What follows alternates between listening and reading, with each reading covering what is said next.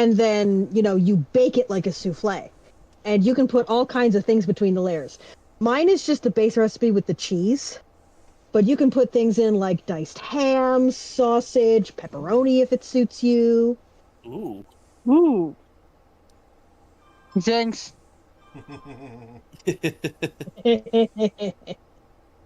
Yeah, same brain cell here. And I will say, uh, technically speaking, Yeah, I all can get three of those you for you. have met the family member I mentioned who enjoys baking.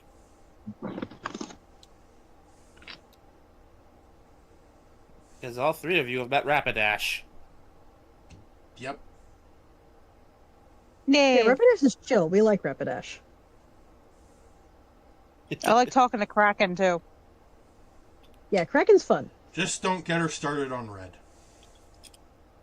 Don't get me started, Red. You know what? That's fair. He did more shit to you than he probably did the Kraken. Okay, so am I gonna get to see Meicoo go full conspiracy board today? Probably. Maybe. Oh, but I was promised. Well, if you... Oh, wait, you can't Oh. go... I say maybe, but it's honestly translating to more than likely. Okay. Bad to say. Oh, also, I got my next cosplay planned for DoverCon. Hey, what are you being? Moe's from Honkai Star Rail. A friend of mine promised eventually they're going to do a female Moe's and wander around and be my jokes and be like, I delved into the shadows and I just found a female me. How does that make any sense? Hi, Web.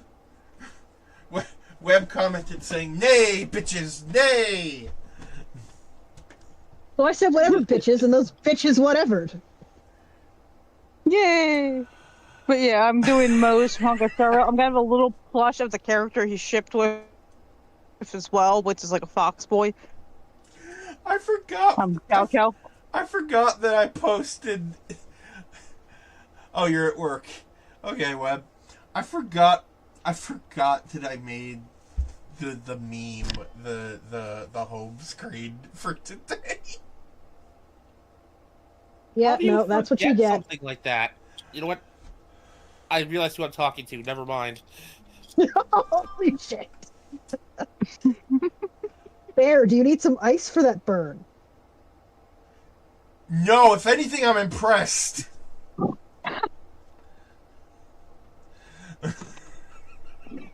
Hello, Internet! Welcome to the stream! But apparently Meikoo can dish out burns just as well as any Greymon. Well, I mean, at least this one can. Today is Roottrees Tuesday. Oh, God. All right, let's go. As you may have noticed by this,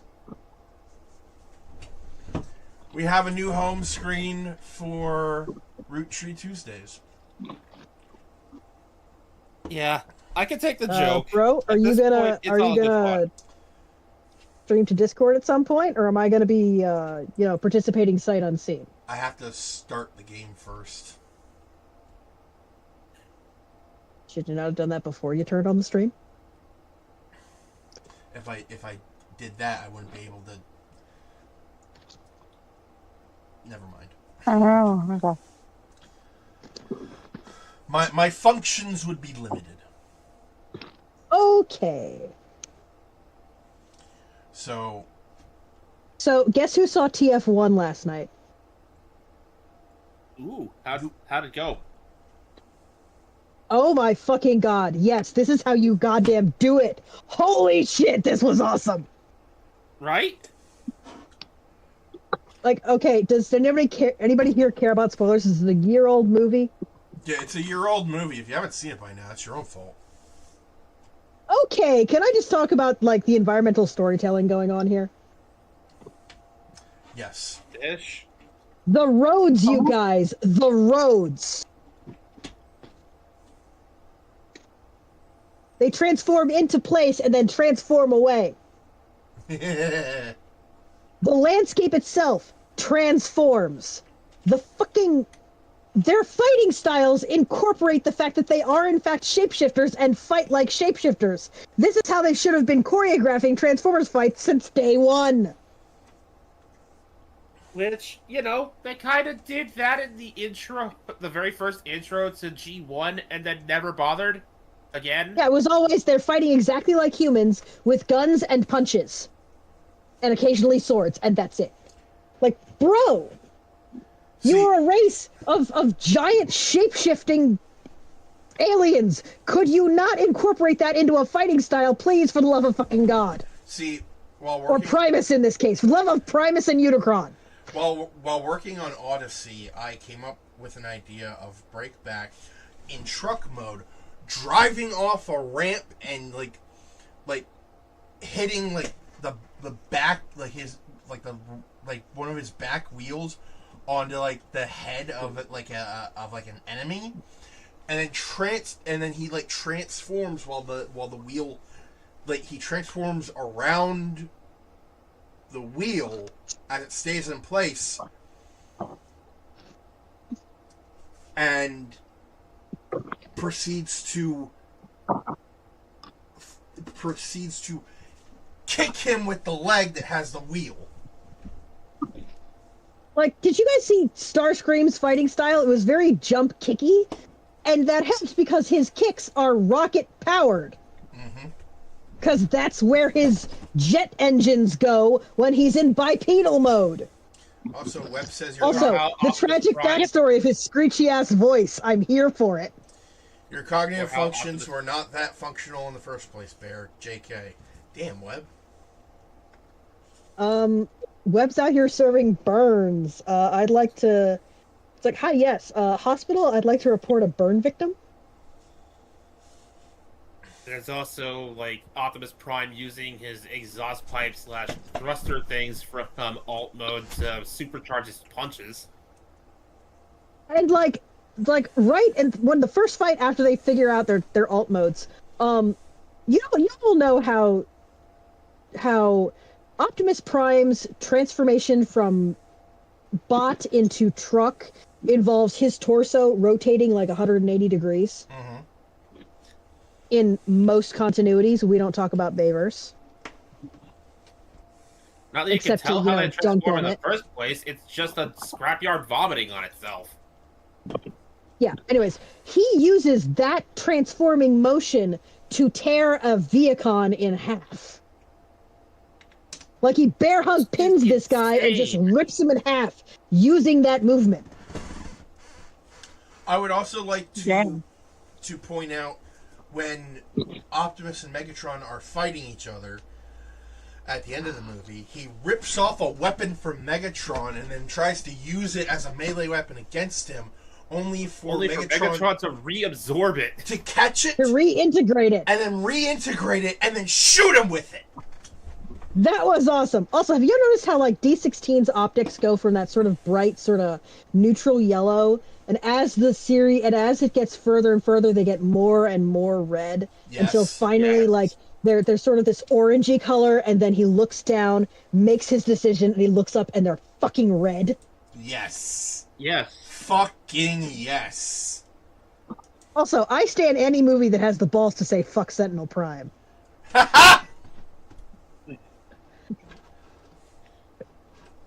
Gave him the 07 Jazz treatment to boot. Which he actually deserved, unlike Jazz, ripping my boy.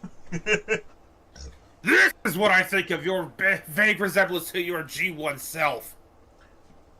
Rip. Literally. See, okay, the difference between those two. With Sentinel, it looks like D16 Megatron actually struggled to, you could actually feel him, putting in power to rip Sentinel in half. In the Bayverse, when he ripped Jazz, boy might as well have been made of tissue paper. Yeah, it was he might as well have just boop. Up. And Webb says, not gonna lie, D16 was a goat. Yeah, D16 was a goat. Also, have you noticed, like, the timeline? Bro was having the worst fucking day of his life, and then his best friend, quote-unquote, betrays him. Yeah. Like, you know, And then basically, like, the marriage, clearly, the way Ryan is acting, it's like, clearly the wedding is back on as soon as he gets D16 to calm down and take a nap. D, Did you notice how he went from sort of eager, I just want to do my best Orion Pax to almost Peter Cullen-ish levels of Optimus Prime gravitas over the course of the movie, just very gradually? Mm-hmm. I know. I was cautiously optimistic when I learned who was voicing him for that movie, and by the end, I was very much settled. That is one of the best Optimus Prime voices we've had in the 4 decades that this franchise has existed. I'm not counting Peter Cullen. It is up there with Peter Cullen and Gary Chalk for me. It is. To the point where when he first showed up as Optimus, I thought that was Peter Cullen. I know, right? Like, I was like, wait, no, that is a very good Peter Cullen impression. Well done, sir. Way to go, Hemsworth! Did you guys see the end credits scene? yes. Rise up! Did you see both of them? Oh, yeah. Poor Bumblebee. He was I so sent some excited to work for a government pictures in the group because chat of the he was character I'm gonna the guy cosplay. running it. Alright. I'm a secret Roottrees. Oh god. This is part of the second. That's from the second half of the game. You monster. So, some of you may want to direct your attention to the title of the stream.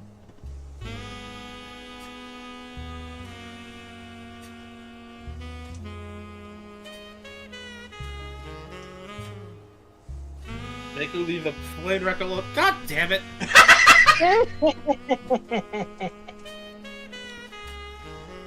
Fine.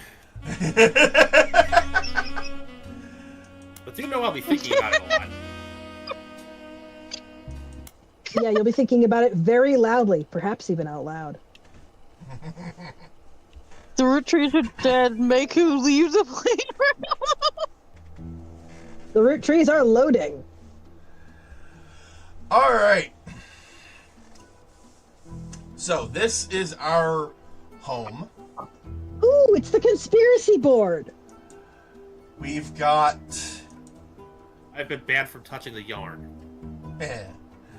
We've got a... I mean, you are a cat. mystery poster.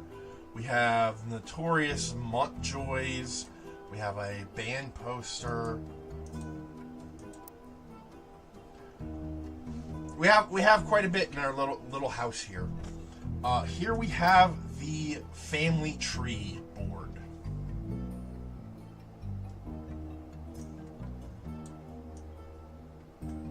So we've actually done quite a bit of work already.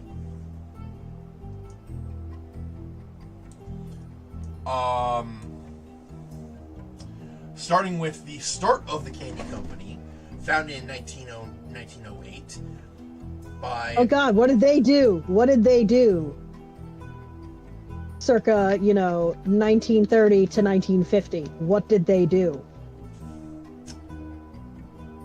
Sold candy. Suspicious. Carry on. Anyway, It's never really clear what they did during the Depressions, really. I wasn't talking about the Depression, Mekomon. talk about World War II. Yes. Actually, We don't talk about the war crimes. Only a war crime the first time. Lauren Roottrees was actually married to a World War II soldier who died in combat. Oh, that's depressing. Yep. So starting from the top here, we We have Elias Roottrees, the first president of the candy company, and his wife, Gwyneth Anderson. We have 2 photos of Elias. One when he was younger and one when he was older. Now, Gwyneth and Elias had 5 children.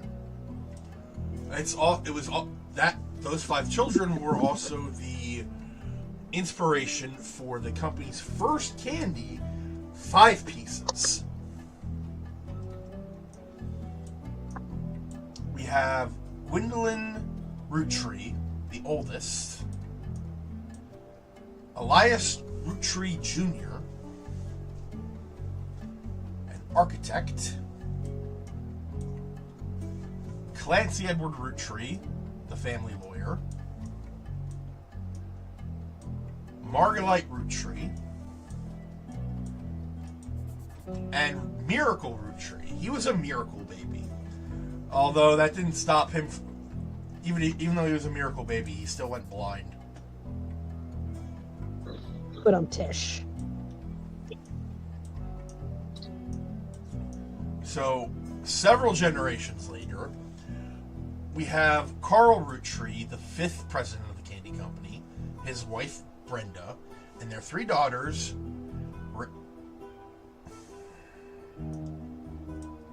Raina, Carly, and Riley. Collectively known as the Roottrees sisters. All 5 of them died in a plane wreck. Which is how we got stuck with this job in the first place. Now, over on the desk, we have evidence.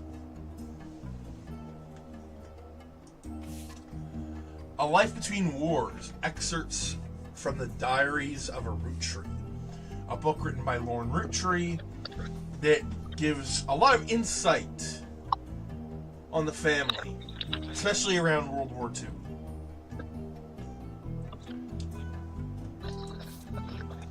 We have a vote for Stephanie Jones for City Council flyer. If they have a picture, if they have like a little photograph portrait thing, that means that they are involved in the tree somehow.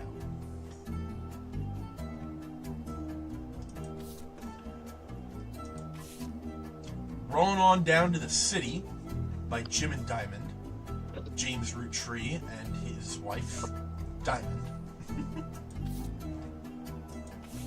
This is basically, hey, this is what's happened so far. These Times by C&J plus J&D, a band with James and Diamond and James's cousin Clark and Diamond's sister. Teen Blast, a magazine for teenagers from 1994, because this game takes place in 1998. This is about Raina Roottrees. Raina. We have Business Watch, which Watchman of the Year, 1987, Carl Roottrees. And here we have 5 Pieces. The Roottrees Candy Company's most famous candy. This was an advertisement for 5 Pieces aimed at kids from the magazine Teen Blast. It mentions that the 5 Pieces were named as such because the original creator had 5 children. The ad also mentions that the current 5 flavors are not the same as back then. We have Cool Chocolate, Bad Blue Raspberry, Awesome Apple, Power Plum, and So Strawberry. There's 5 flavors because the original inventor had 5 kids. Maybe that's why kids love them, or still love them. Radical new flavors because it's no longer in the 1920s. What even is an elderberry anyway? Fucking delicious. So jot that down. Yes. Yes. And we have the original. We have one of the earliest advertisements for 5 pieces. This one is. Oh, shit, I get. Huh? Go on ahead. I have to go to a meeting. I will be back. Okay. Okay.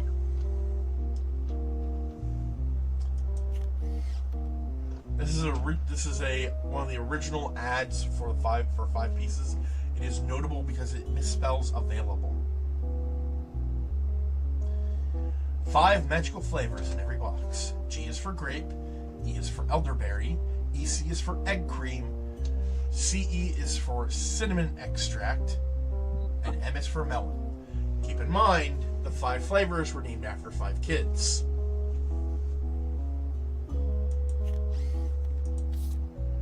And then we have Yeah.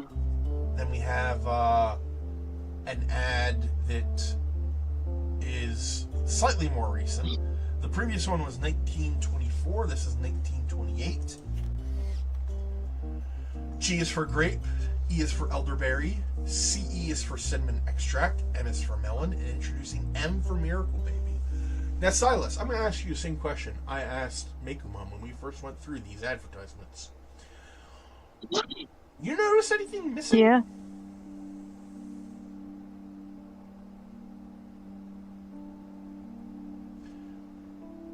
Between the 28 advertisement and the 24 advertisement?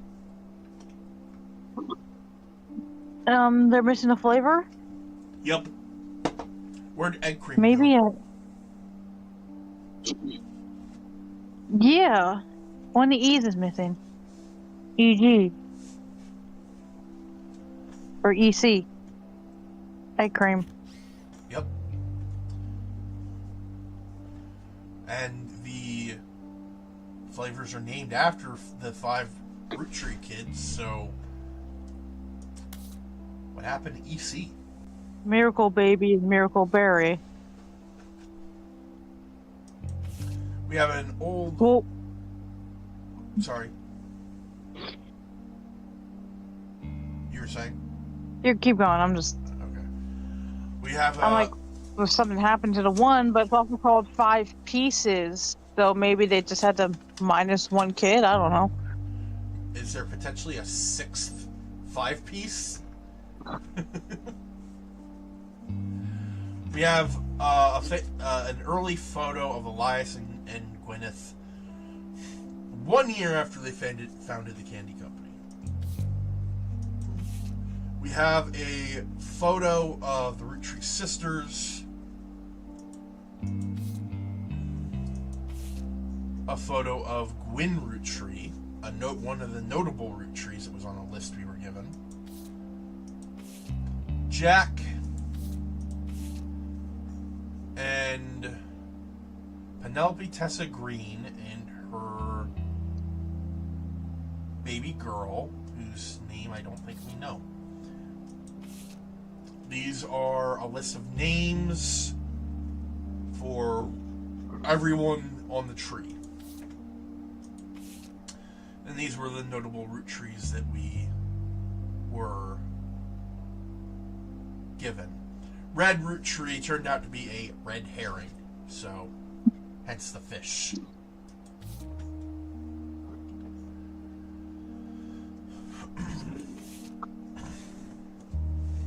So, this is a photo of the 5 pieces. The 5 children that make up the famous candy.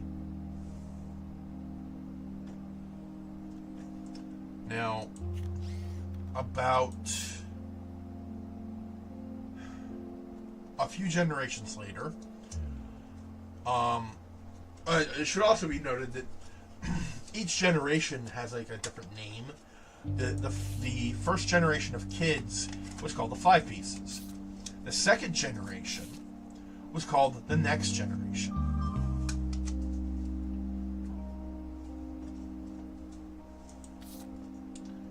And then the one after that was the Free Spirits.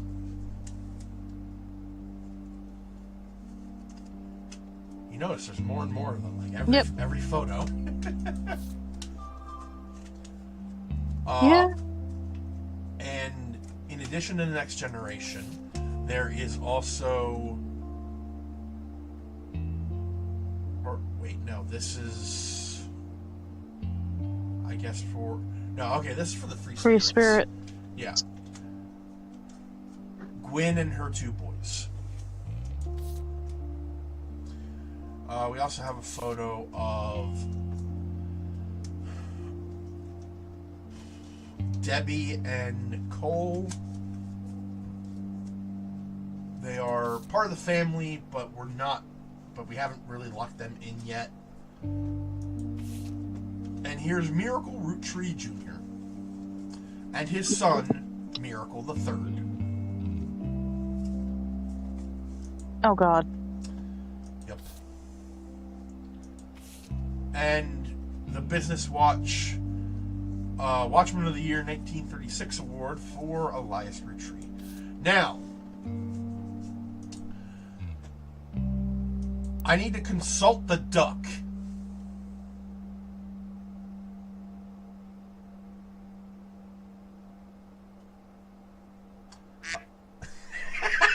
Okay. If you ever get stuck, you just talk to the rubber ducky. One of the diary entries offhandedly mentions a relative appearing in a publication. I bet you can track that article down. The comment is in A Life Between Wars Complaints. All right.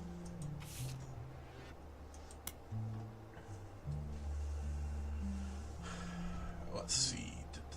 It seems everyone has something to complain about. Gwen, as an only child, complained of loneliness. I told her that being accepted to watch after 3 younger brothers didn't feel like a blessing, but it fell on deaf ears. During the summer where I went to stay with her and Aunt Margot, I hoped she would be the sister I never had, and then I'd do the same for her. I even tried to dye my hair blonde to fit in with the 2 of them. What a mess. But she just complained. To her, I was the lucky cousin. Now she's off living the glamorous life while I'm stuck here with Clark. I must admit, seeing her everywhere contributes to my unhappiness. Her visage stares at me even now from my coffee table. She gets to be in Starlet and tells tales of how she gallivants around the world, kissing the likes of Harrison Lane and Wild Bill Williams. She's the first Roottree woman to be anything other than a housewife, and I am jealous. If I were not a single mother, I could make my own way in this. Could I make my own way in this world? Starlet is what we need to look for. Starlet was a magazine that started with the colorization of film and went until around 1964. Generally, it was a tabloid with a focus on famous actors and actresses. It didn't much go into any other aspect of filmmaking or Hollywood news. Alright, so we have that in the periodicals. So, if we go to Gwen Roottree, and then highlight her name, search periodicals, Starlet! Gwen Roottree was often in Starlet. Most mentions were around the time of her divorce in 1958 from Wild Bill Williams. Gossip is speculative, and full of tabloid stereotypes. Some of it focuses on the fact that when she announced her divorce, she also announced that she was pregnant again. Others mention the rumor is Wild Bill had multiple affairs, which left her heartbroken. There's also an interview from earlier in mid-1957 where she was asked about her last name. She answered, "The power of a name is undeniable. My grandfather constantly preached the importance of family names and honoring them. My father decided to bless me with a famous name. There's nothing wrong with Cornwall, but Roottree has power. My husband, similarly, goes by Wild Bill. It's an infamous name he repurposed for himself because he didn't have the benefit of being born with a famous one. But Wild combined with the alliteration Williams is incredibly memorable. Although we've relocated to Paris, I know your readers love to keep up with my husband, so consider this a Starlet exclusive about both of us. While Bill and I have a child on the way, and we're sticking with Roottrees for the last name, not Williams. But we also plan to lean into alliteration. That's how we'll honor both our family names for the next generation.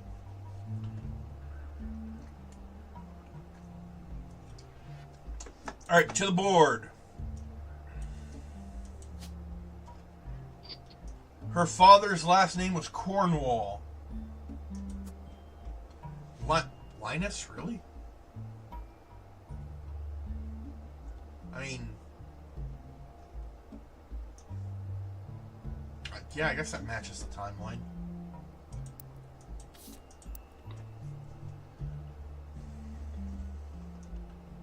Alright, let's see if we can get anything out of Wild Bill Williams.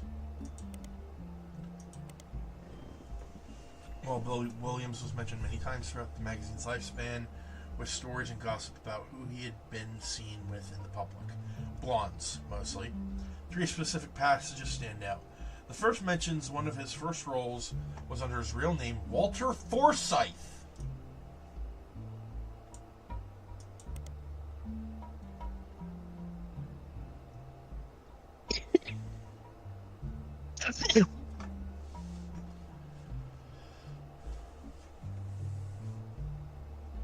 So, we can put in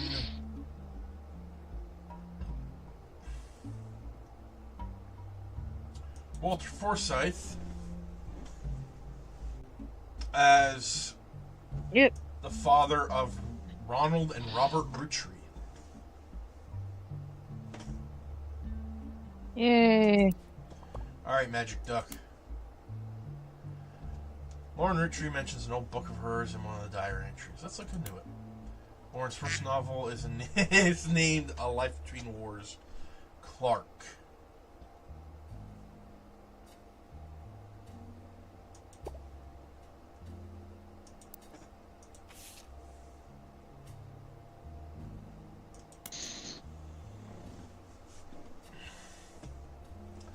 Let's see.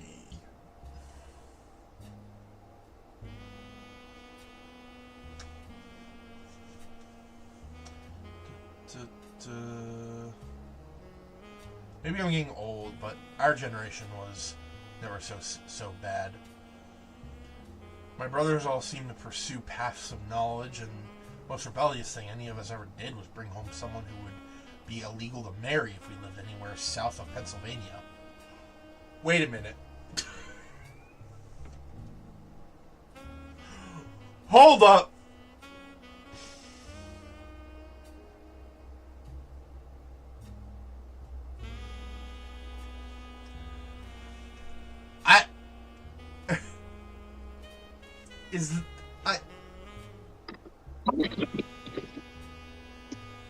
That's a reference.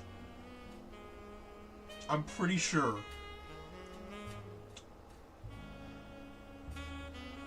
To some shit that was going on down south.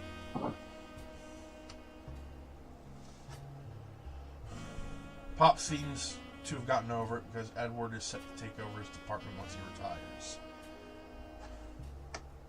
As for me, my first published book, Swashbuckle My Heart, is based on the pirate stories I used to invent with Jacob when we were walking in the woods after school. I think he'd be proud that Clark and I are carrying on his name. Even my cousins are doing well. Zach's not a bad president after all, and his sister seems to be doing a good job raising her twins. Gwen is Gwen, but at least she came out of the divorce with her head held high. She even told us she might come home next year so we can meet her kids. But the free spirits, in any other family, they all end up on the streets. Even Clark. Swashbuckle my heart.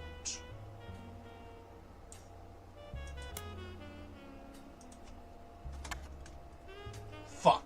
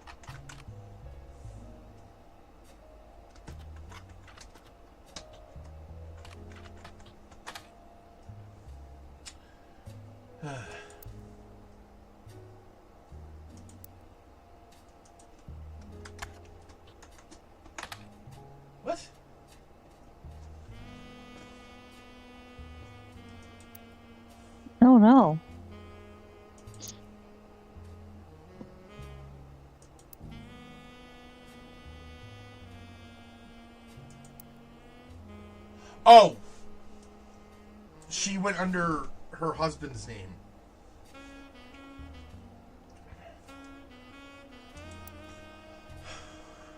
What was her husband's name again?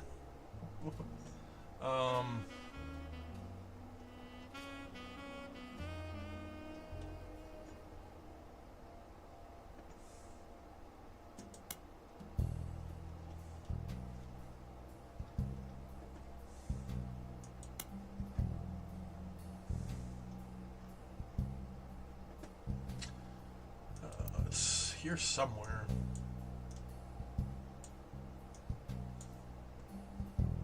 Raftery.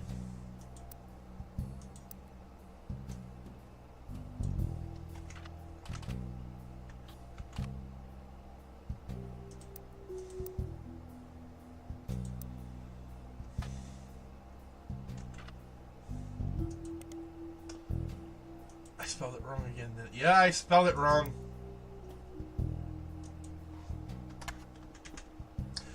Motherfucker! Oh no.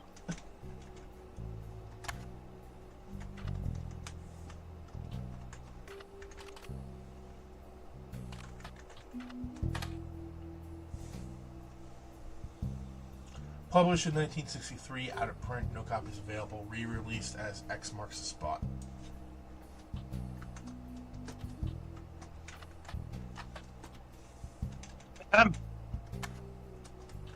Huh? I was about to call out the missing M there, but you got ahead. The instant I started making noise. Because I was looking down at my keyboard. Yep.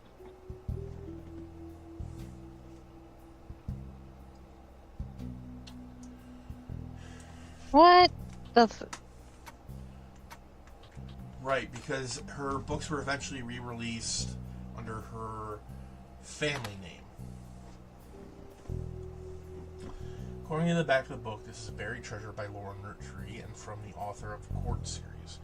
It also says to keep an eye out for Lauren Roottrees' next book, Revisiting the Diary 10 years later, released in 1975.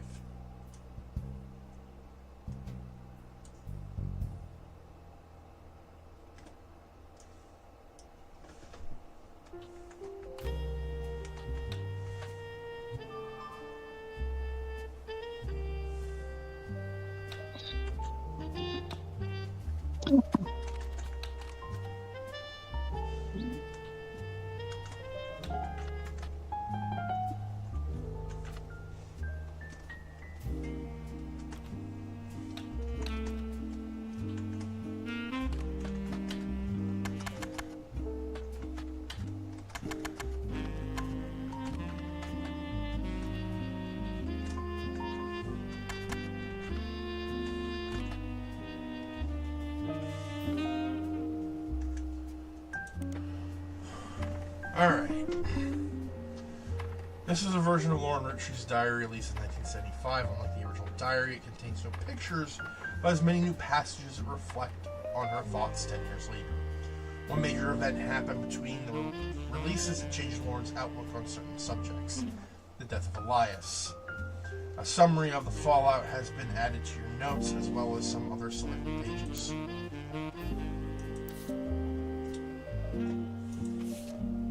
Welcome back, Deva. Welcome back. Hello. Oh, We're in the thick of it now. We're investigating the works of Lauren Roottrees. Before we get further, what were the original flavors? I'm glad you asked. Because I had to leave before you could say that. The original flavors. This is an ad from 1924. G is for grape, E is for elderberry, EC is for egg cream, CE is for cinnamon extract, and M is for melon. Remember, these flavors were named after the 5 kids. Okay, because egg extract could be actually kind of custardy, and that might be nice. But melon, elderberry, good shit. Now here's the ad 4 years later. G is for grape, E is for elderberry, CE is for cinnamon extract, M is for melon, and introducing M for miracle berry. Yeah, no, cinnamon extract could be fun. Notice anything?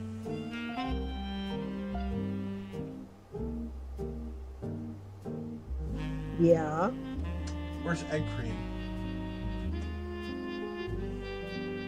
We don't know.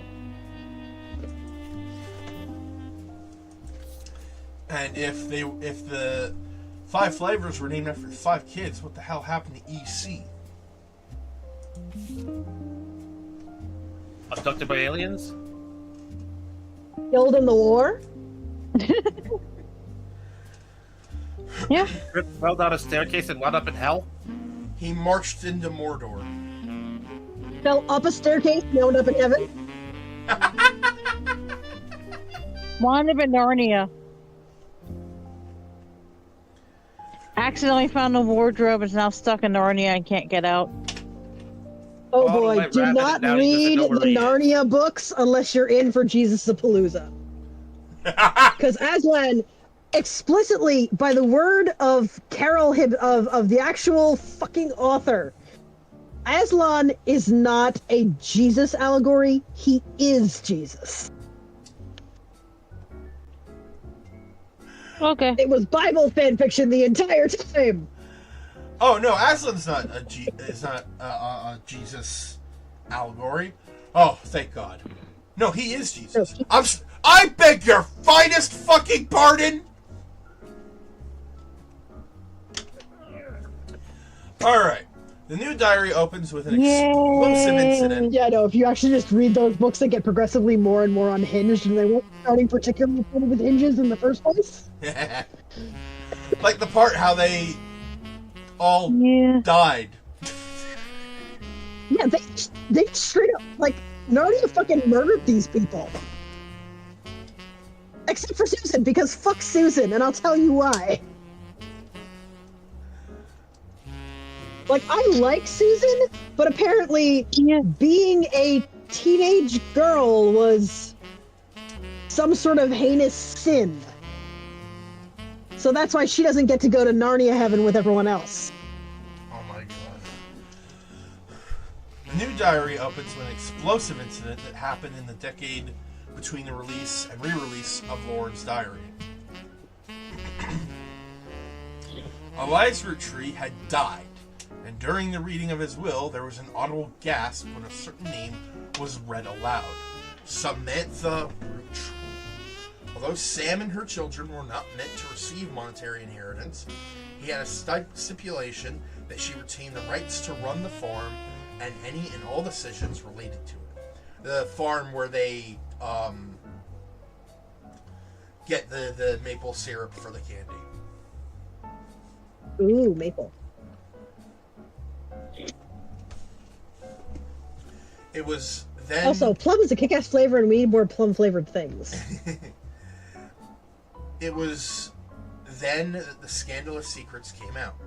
None of the 5 pieces were surprised, but it was quite a shock to everyone else, including Sam. She had been told her parents died. Apparently, Sam was the illegitimate child of Elias Jr. and Patricia Christensen. Where the fuck is Sam? There she is. So yeah, I put 2 and 2 together that Sam was related somehow to Elias Jr. and Patricia. But she's a bastard. She's a bastard baby. In the actual literary definition of the word. Mm-hmm. Patricia, the daughter of a local street mogul, and Eli Jr. harbored a secret romance at the age of 16. She became pregnant, and And after the birth, her father refused to let her see Eli Jr. ever again. Her baby Samantha was sent to the Roottrees. Elias hid her away with a local farmhand known as E.C. Egg Cream!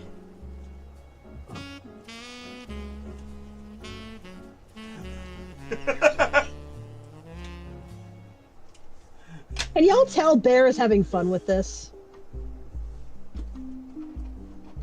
Yeah. It's the I missing... legit have to keep my mouth shut to keep from giggling like a moron. Oh, please giggle. Please giggle.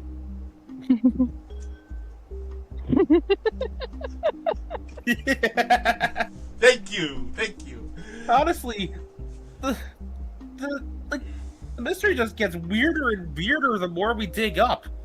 I know. I would be surprised if we didn't bump into Smitty Werben Jaegerman Jensen at some point. He was number one!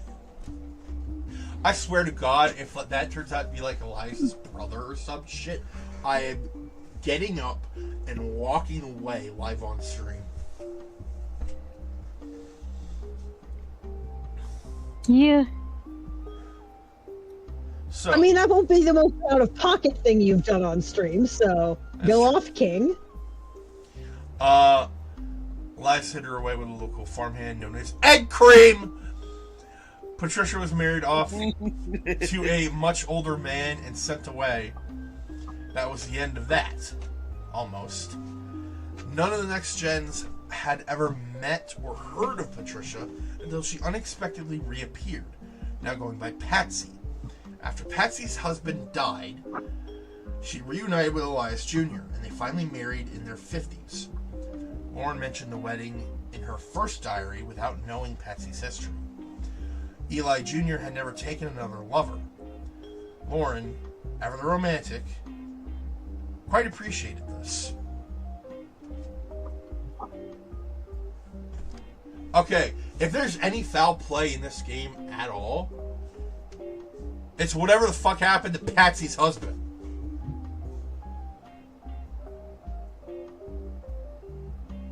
Anyway. Agreed. When Patsy and Eli Jr. finally married, Elias decided Sam should have been a Roottrie in the first place. Even though she was not part of the Clancy Trust, basically the Clancy Trust is this big, trust fund, I guess, that, like, it's only available to blood-related members of the family. He wanted to include her in family affairs. That is what led Lauren's initial entry entitled Sam. Okay. This is a page of additional notes and context from the 1975 10-year anniversary re-release of Lauren's diary. It is a companion piece to the entry about Sam. Clearly, I did not know our true family history when I wrote this. I didn't even know Sam was a Roottrie. All my doubts were ill-founded. She's a fine woman. Had she the chance to grow up with us, Sam might have been the sister figure Gwen never had. Doubtful. Ernie and the kids are lucky to have her.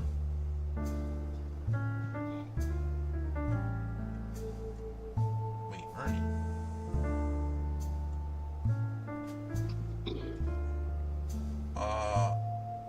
And her children seem eager to help the family in their own ways.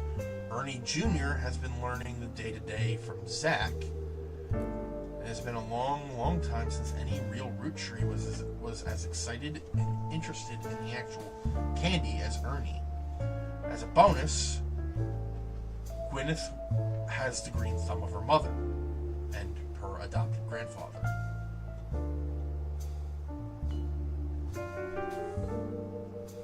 What I'm most ashamed of is not figuring it all out myself.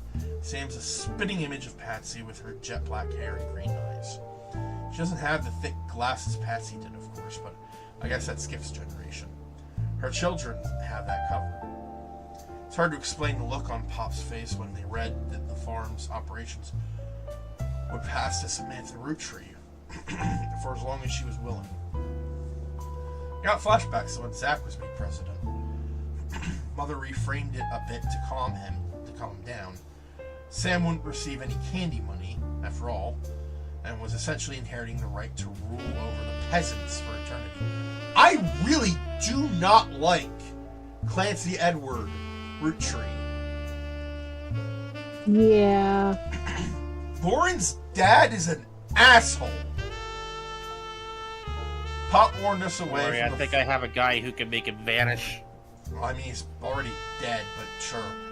Pop warned us away Pay for the records. Oh, well, yeah. Warned us away from that farm for years. I never met EC in person, but Pop once referred to him as a confirmed bachelor. Wait a minute. With the context of what that perk means in Fallout, I am raising an eyebrow. And I suspect that is why he kept us from there. Sam had to grow up in a house with him and his roommate, Mr. Miller. Roommates. I'm not sure Sam will ever forget. Joke. I did air quotes when I said roommate. I'm not sure Sam will ever forgive Uncle Junior or Patsy for abandoning her to that life. If I were her, I might never forgive them either. But even so, she seems to blame more than just the two of them. She has no problems with us next gens, but she has a palpable hatred for the Five Pieces and Elias and Gwyneth. Okay, so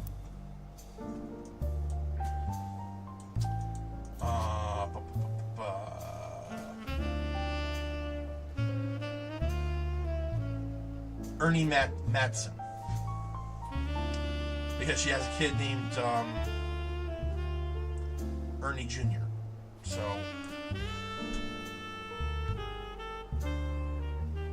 question is,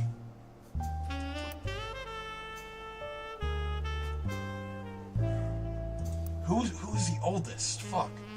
Oh.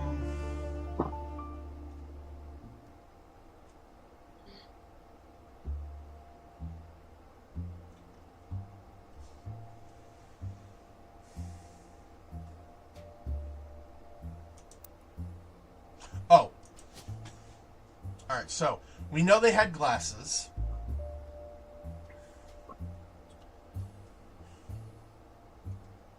And we know that they were free spirits. So this is the only free spirit with glasses. Well, the only male free spirit, and this is the only female spirit with a free spirit with glasses.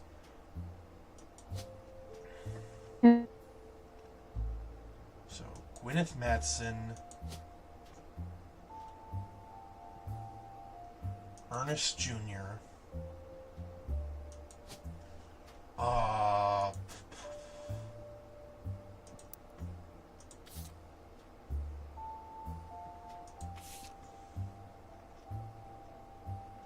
Debbie.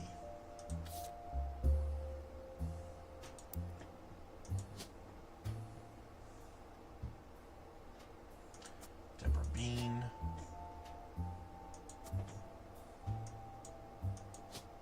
And then Nicole Matson. Alright, now occupations. Said Gwyneth had a green thumb like her mother, and her mother was a farmer, so farmer. Nicole here is a child, so student. I said Madsen was that Ernest was learning everything from Zachariah, the company's second president.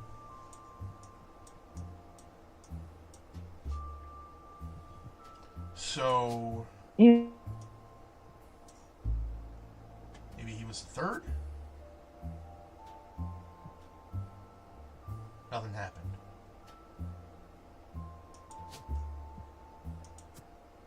He was a fourth?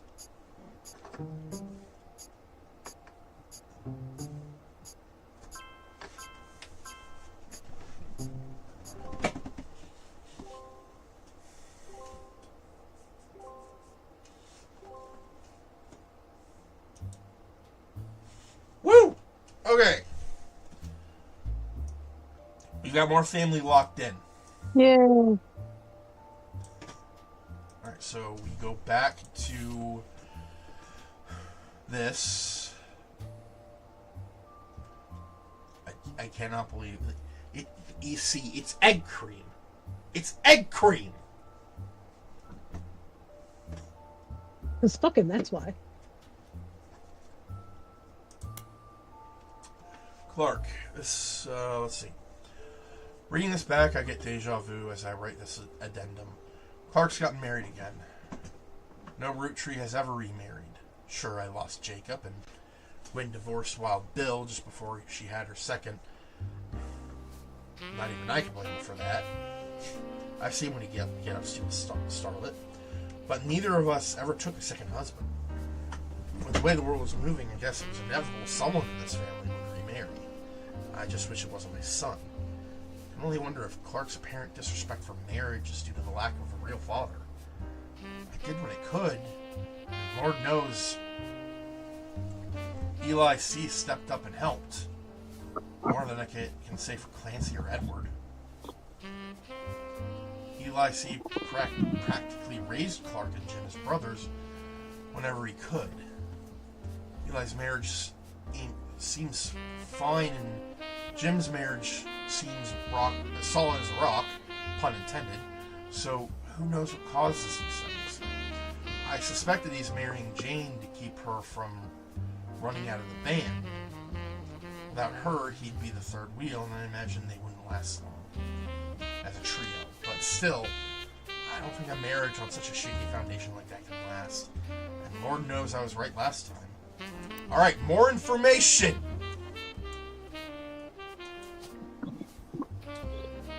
Okay, Jane LaRoque's sister to Diamond LaRoque's.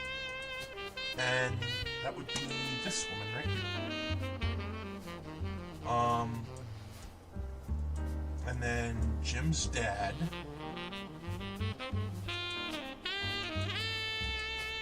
Would be Elias C.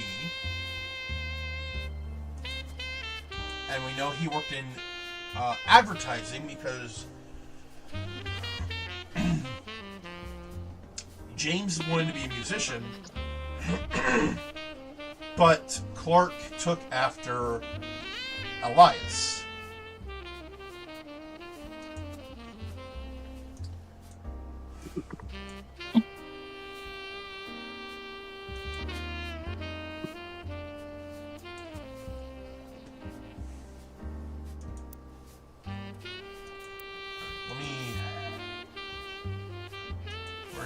Okay.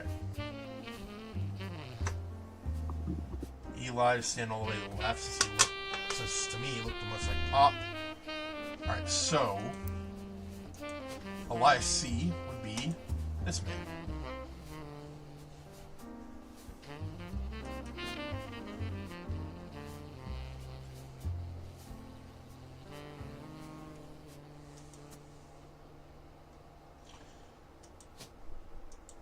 This family definitely needs some counseling.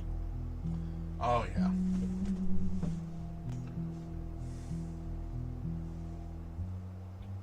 Yeah.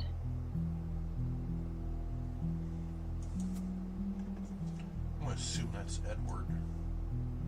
Which would make the last one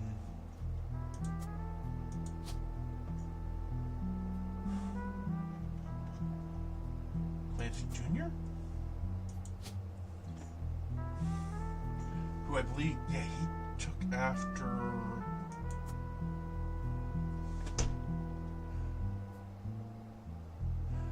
Okay, these aren't right.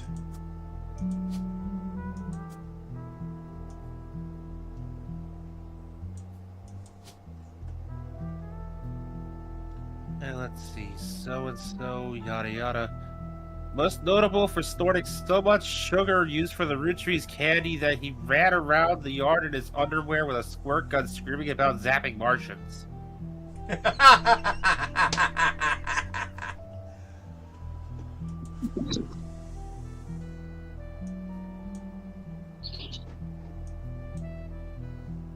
It's just difficult.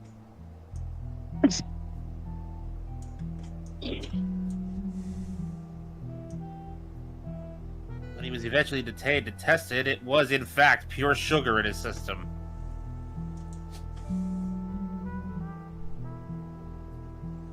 Pure cane sugar, possibly sat out too long and fermented. We don't know.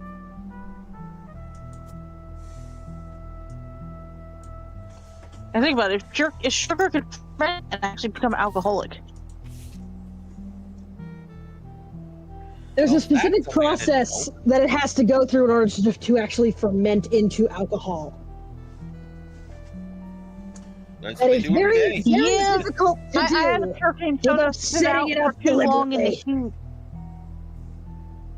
And I had a pure cane soda and it like sat in the heat too long and started smelling like alcohol. So I completely forgot about it in the middle of summer. I didn't drink it, mind you, but Dad was getting mad about it because I kept doing it. I witnessed this. A glass of milk got left somewhere, and solidified into yogurt. Oh God. Yeah. Fermentation is a hell of a process. Yeah, no, it was like 100-degree summers, and I kept like having pure cane soda, and then like I would forget about the soda, get distracted, and then like Dad would find the can and go, "What the fuck are you doing? You're fermenting your soda?" I completely forgot about that. Well, fermenting is how you get rum. So, Webb, I missed this, but Webb had said, hospital fuck up, I'm calling it.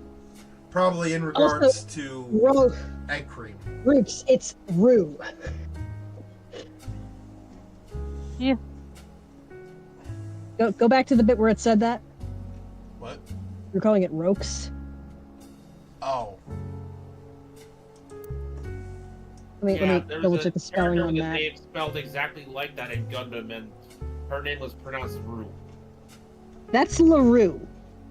Got it. I regret to inform you, my boy, that is a French name.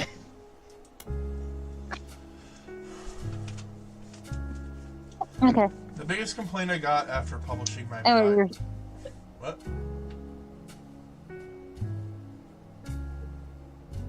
I was like, go ahead. Oh. Is what I was saying. The biggest complaint I That's got what I'm here for. after publishing my diary was how many similar names there are. And I get it. There are 4 Elis, for Pete's sake. But that's how it is. Someone would say, I saw Eli in town. And I wouldn't know which one they meant. My brother, my uncle, my cousin. That's why they became Uncle Junior, or Miracles Eli, or Eli C. Our family names were always unusual. Grandpa Elias was a believer in using the names of each generation to honor those in the last. His father and Grandma Gwyneth's father were named Edward and Clancy. So you see where my pop's name came from. One thing that's always been consistent in our family, though, is that anytime someone's a junior, they're always the firstborn son. That goes for Miracle, Eli, or even Clancy. With the women, however, it all goes out the window. I think Gwendolyn got her name from some combination of Gwyneth and Caroline, who was Eli's mother. Women's names tend to get all mixed up as the generations went on. I guess that's because there's no female equivalent to Junior. So if you're reading my diary and confused, you're not alone. Even the government had problems. I remember once receiving certified mail for an Edward Clancy Roottrees. I had to break the news that they got my father's name backwards. Edward Clancy.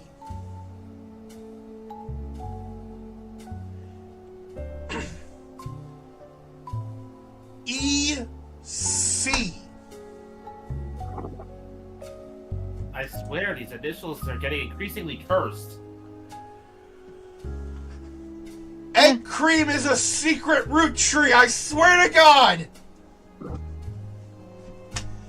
Now I need, Wow, y'all are getting really into this. now I need a version of I think we might need to fix that meme so Yes. it's fair instead of me.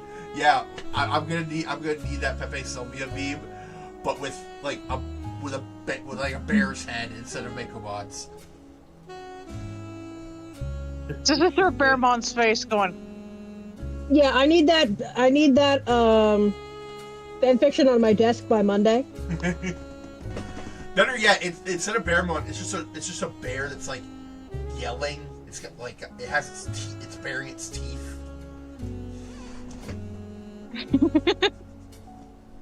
I'm still laughing. Like, I think he got kicked out of family for being gay. They said illegal to get married, and Pop had calmed down by the end.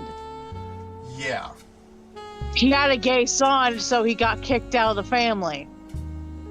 That's what I'm Which getting is out not of this. what I know egg cream. Yes, Apparently, this is the first thing she could find that she is ever why. wrote. She knows it was for a school assignment about anger, and she believes, based on the teacher's name, she must have been in the 3rd grade. She doesn't exactly remember the events spelled out here, but she does remember getting in trouble. I got angry when I met a new girl who I did not like. She was dirty and did not have a pretty dress. Me and Pop walked home in town, and she hugged him. When I told her he was my Pop, she pushed me. I got angry and yelled at her, and Pop said to treat her nice. Then she said, "Your Pop is my dad." She screamed it loud in my ear. She was lying to me, and lying is not a nice thing. So I pushed her too. Then I got in trouble. And Pop took her away. He told me, "Don't worry." I'm glad she's gone.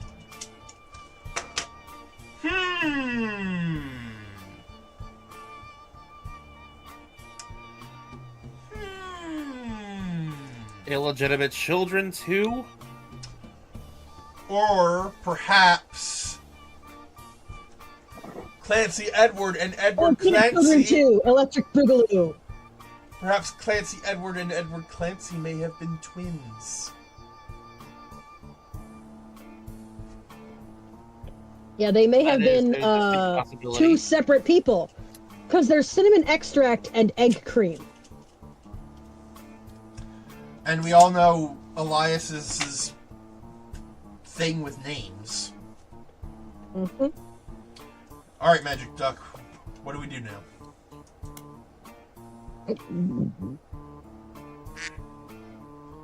Mention someone's new business in modern Hey, Lucifer, give us some help here. music. How dare you call the name of my father? I meant husband, Lucifer. I'm sorry. No, I'm kidding. I was making a name joke based on all the shenanigans. I know. That's what I was kind of like laughed at first. I was like, I'm sorry. I meant like husband, Lucifer, because the rubber duck. Until a few years Explain ago- to your brother gives why us I'm clue. mad, Michael. What? No, so there's this one has-been comic where, you know, they have God as a character. And it turns out that he really wanted to be a granddad to Charlie. And so, well, why didn't you do it before? And then, you know, all eyes turn on Michael, who was sent baby pictures of Charlie and then just never forwarded them to God or even told him about them. So he's like, tell your brother why I'm angry at you, Michael.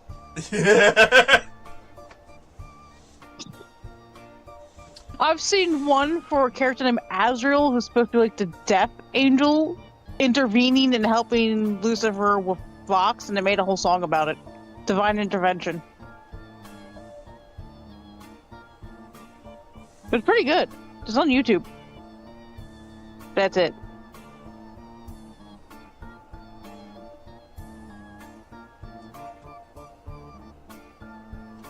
Let's see. Raffertunes.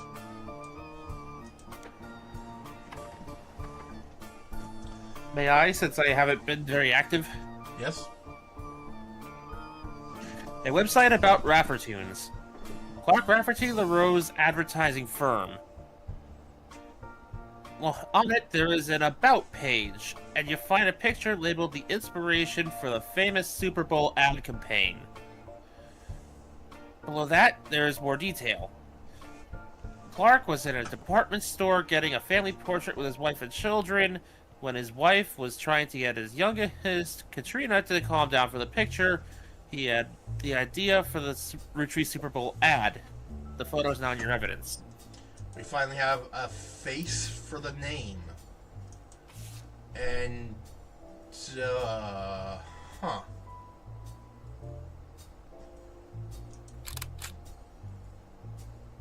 Kids got their mother's looks, and thank fuck for that.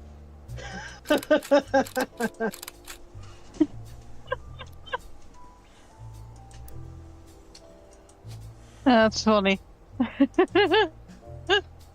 You know, this isn't like Aubergine where you can kind of brute force it after a while.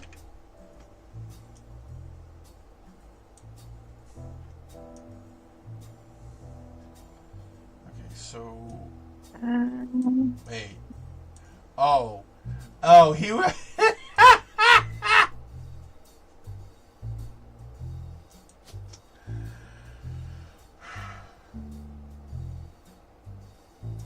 Kim LaRue.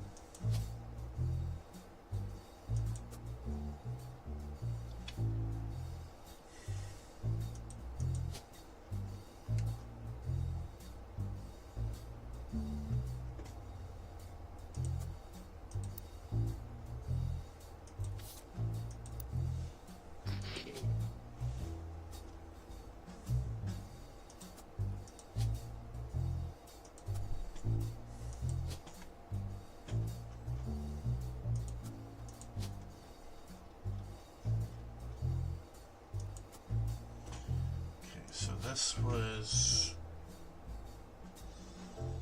Kristen? No, Katrina. Yep. Well done.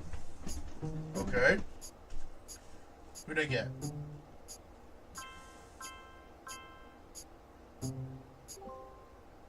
You want an entire brand new kitchen set starting with this spoon. Booyah!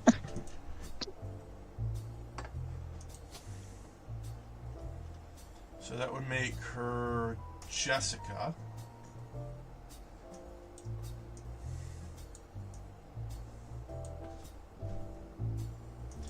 Maybe...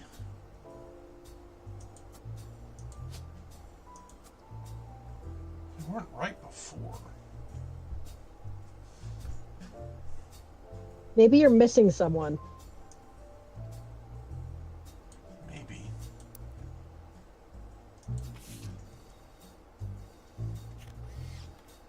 Let's see. These four are all Clancy's kids. I know that. I would assume this one would be the professor, because look at him.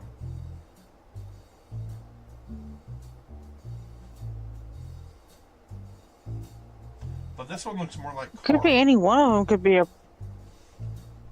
Yeah.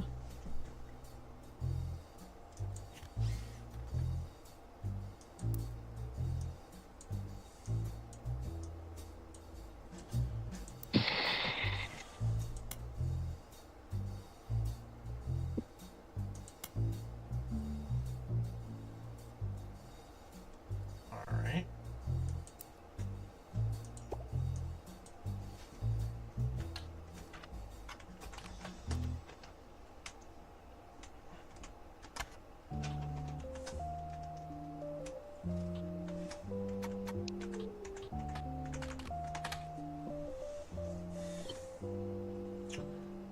Diamonds Dazzlers.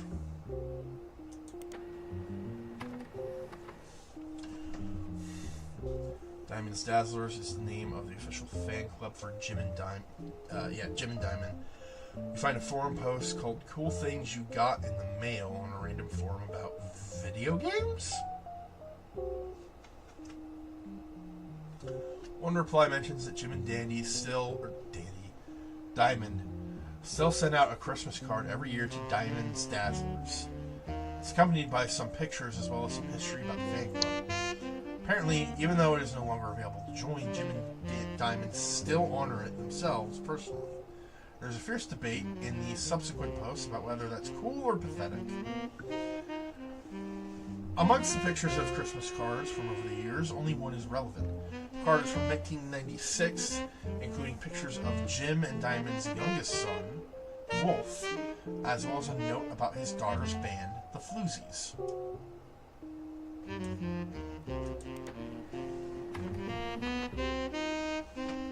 Floozies are... Huh? Nothing. Move on. The Floozies are an all-female punk band operating out of New York City. They're mentioned in passing in an online review from earlier this year. Apparently, they were the opening act for the band that the reviewer actually came to see. The reviewer writes that she normally doesn't review the opening act, but this one was unusual, and not because of the music, which she described as loud, fast, and repetitive, but not in a good way. The trio was extremely cagey about their identities. The reviewer asked the venue who they were, and she was told they were rumored to be the children of other famous musicians, and didn't want that to be why they became popular. The reviewer also mentions that for an underground and unknown band with absolutely no following, their equipment was all extremely expensive, and not only were they selling CDs, but they only cost $1. They probably were losing a fortune. The reviewer said that although she bought a copy, she would be unlikely to ever listen to any of it again, except maybe Beef Baby, the 7th track. There's no picture of the Floozies performing live, but the cover of the CD they were selling, Conquistador, has been added to your evidence.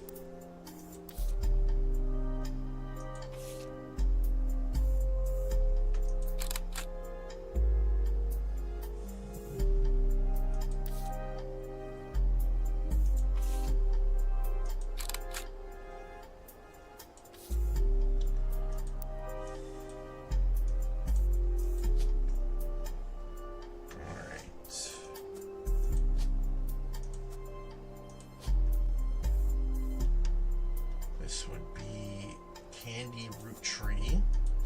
This would be Wolf Roottrees. Candy is a musician, while Wolf is a student. Well done.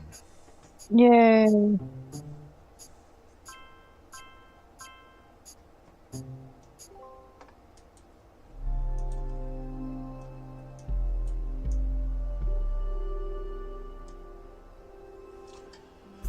What am I missing with you two?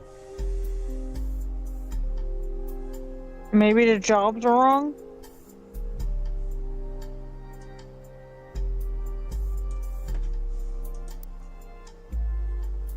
Hold on. She says her grandpa was a college professor.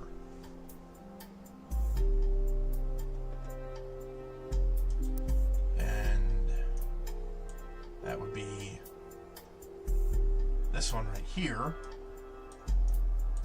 So her grandfather would be a professor. Wait, did she ever say his name?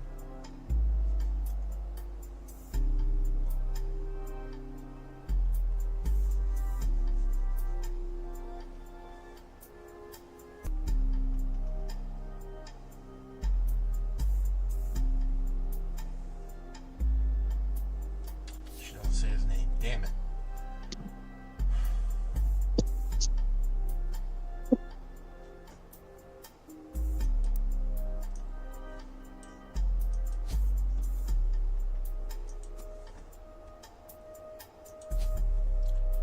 What if I change the name here?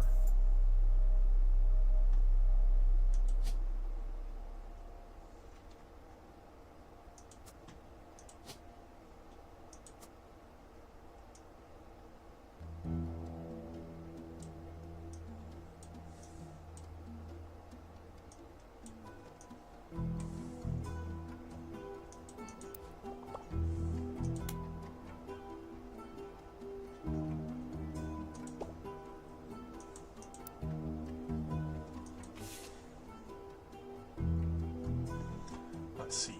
Butler County Times. I guess we have that periodical.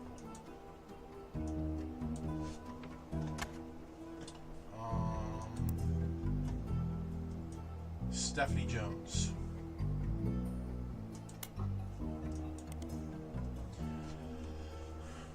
Most recent mention of Stephanie Jones is a small report detailing the election results from last month's election. Stephanie apparently won her election. You can also find the full version of the newspaper clipping on the back of the campaign mailer. While most of it is unimportant, you do find the following. Stephanie Jones, born Stephanie Landon, until her marriage to local business owner Brian Jones, has lived in Butler County her whole life. Stephanie grew up in a home without a father. With my mother and her partner, I essentially had an entirely female influence.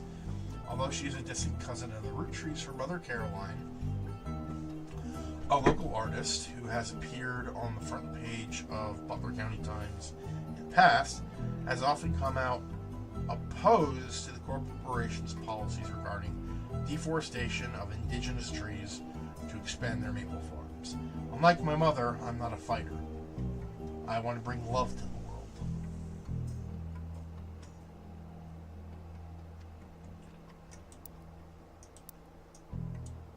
Okay.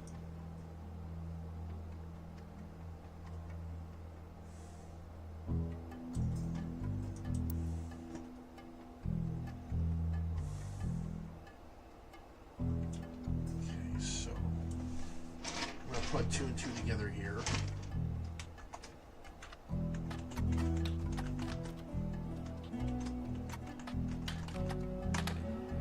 Aha! You find a cover story about local art installations, including one by Caroline Morden. There isn't much about Caroline as a person. This is mostly a listing of art in Butler County. She seems to get top billing. Accompanying the story, there's an image of Caroline standing beside a large metal sculpture of a mermaid. It is captioned, Caroline standing next to her sculpture, Atlantis Burden. This sculpture is one of many works featured in her upcoming book, Self-Portrait, Art and Beauty of Women. According to a quote further down, Atlantis' burden is meant to symbolize a society split by indecision over whether women should be equals or something to protect. The picture on the front page has been added to your evidence.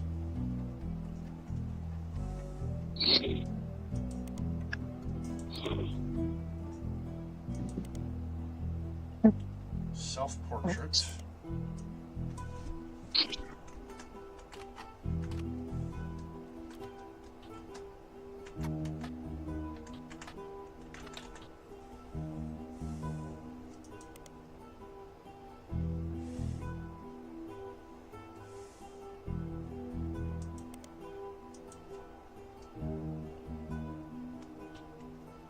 Fuck. I'm gonna grab some snacks. I'll be right back. Okay.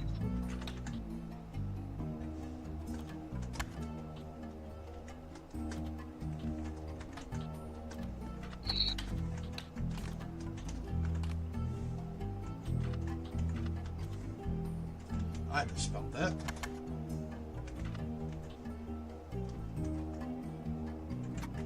That happens. Dyslexia be a thing. And then Caroline Morden. Dedicated to Eloise and Stephanie. Mostly black and white pictures of Caroline's art.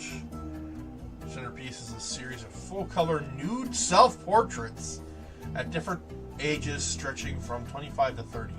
They have certainly not been added to your evidence. In the intro, Caroline talks about influences. She was one of the youngest in her generation, and in her late teens, she felt betrayed when her sister Gwendolyn and cousin Bonnie gave up on dreams to settle for boring men. She especially dislikes her brother-in-law, Dr. Wilson, who she calls completely bogus. And her marriage has led her to double down on her passions, art and the environment. She even married a man who was the opposite of boring, which was an overcorrection. She comes out strongly against the Roottrees company's effect on the local environment and rues how she was not able to convince her father, Zach, to make changes to the policy. She also explains that her marriage to Mark led to the most volatile moments in her life, all negative, and that the only good thing he ever gave her was a daughter. Leaving them all behind for good has pushed her to pursue her true loves, art and the beauty of women. Okay, so that's quite a bit of information.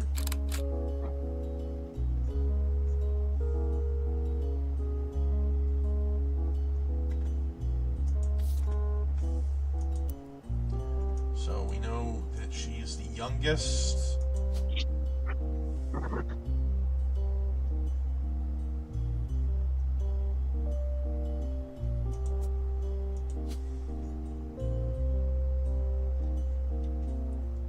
Caroline Morden. Artist. Yeah! Wait, who else did we get? Yay! I finally got the other two brothers! Yay! Huzzah. Oh, On the phone, I said I owed you an explanation. But I can't reveal everything. Not yet. I'm sure this all seems like deception for deception's sake. So I'll try to explain why. It's true, I'm working with lawyers. But not the candy company lawyers. My publisher's lawyers. I'm on the verge of releasing a book. And it's not kind to the Roottrees. Especially Elias and the Five Pieces. The truth often isn't. But with the plane crash, the publisher is rightfully worried it'll look like I'm making things up to exploit a tragedy. So they're doing their due diligence. That's why you're here. To be sure there's enough evidence for an expert to unearth the whole story. Oh. So, I'm not trying to help the candy company. I'm just making sure that you cover. I'm here to make sure that your ass is covered. Okay. Yeah, you're not helping the candy company. You're here to make sure nobody gets sued. Do I still get paid? In which case, you don't care about the candy company. You don't care about the publisher. You're collecting evidence for the court. As long as I still get paid. If I tell you the whole story now, we can't prove that. I hope you understand. That said, I can say that the work you're doing is very personal to me. Does it have something to do with egg cream? Because fuck that guy, really. No. It's cinnamon extract that we say fuck you to, because he's Clancy Edward. He was a lawyer. He's the one that kept making rude remarks about everyone in the family.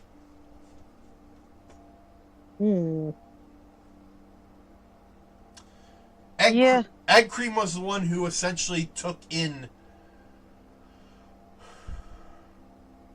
Sam, who I'm going to assume this is Sam. To my story, one spot on the tree is more important than the rest. You've likely noticed it. It's locked for now. I'll return one final time, after you fill it in. Also, there are fewer Roottrees left. In a sense, that makes it easier. Use process of elimination. It's also harder to verify when you're right. You'll need 4 blood relatives before they lock from here on out. I don't have any more evidence for you, but trust your intuition. If something has a high number, it's not a mistake. You're getting closer and closer to the truth. I look forward to seeing you soon.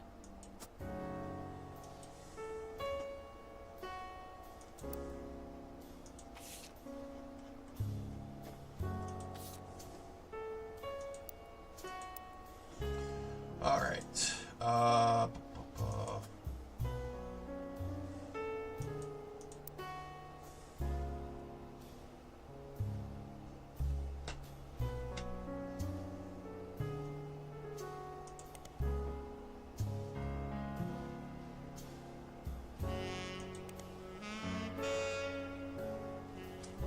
Stephanie Landon, which would mean that the husband's name was Mark Landon. Mark Landon. And we know that Caroline's partner is named Eloise.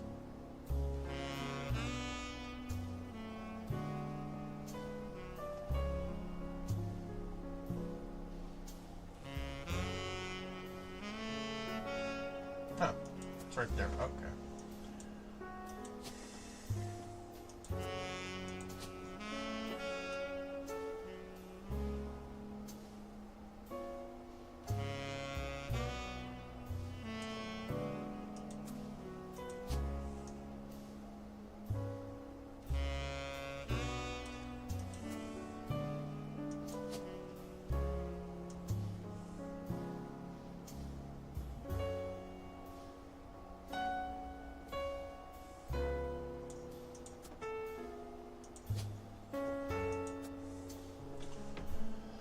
All right.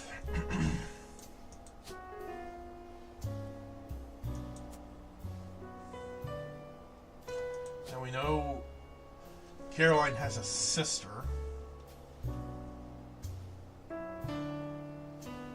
Gwendolyn Morden.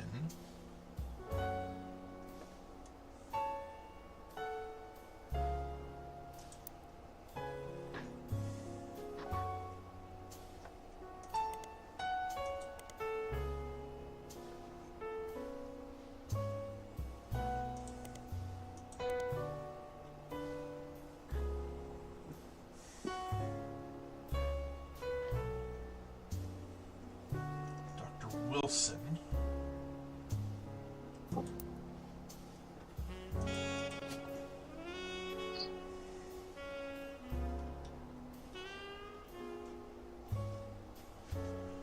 Oh, we got four. We got four Wilsons. Shit. All right, hold on.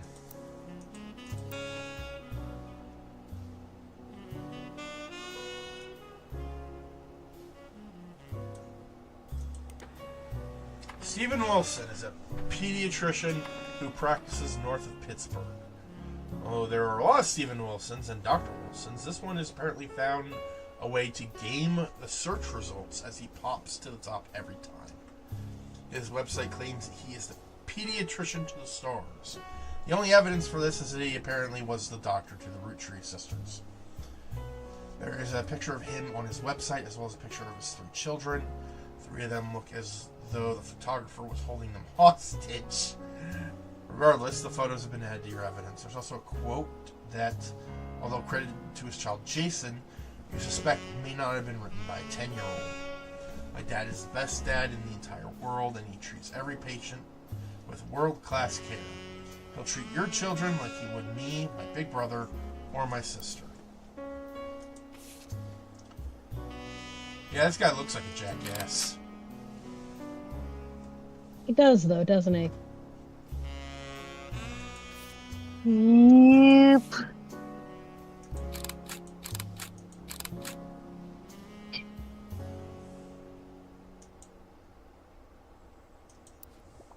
Let's see what the duck has to say.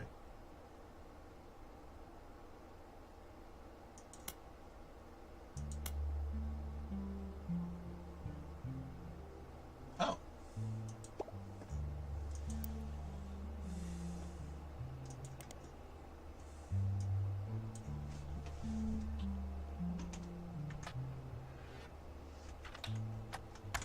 That's brain, not Brian.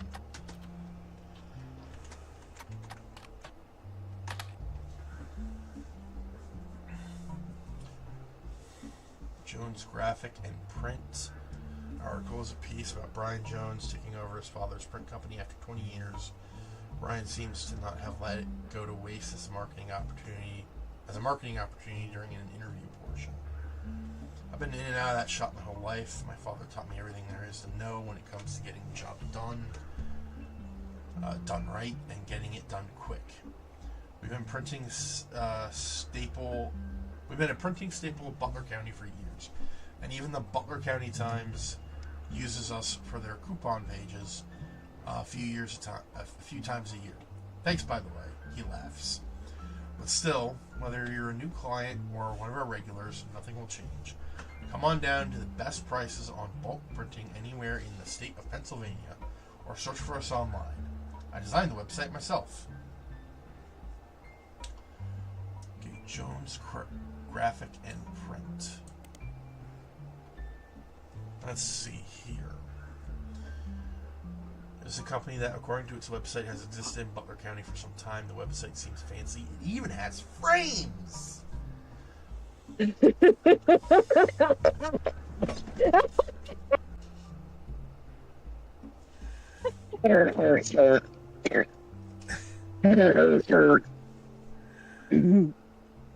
website lists the address, hours, and a few examples of clients and the type of work that was Yeah, no, done I didn't for just almost die laughing. It's fine.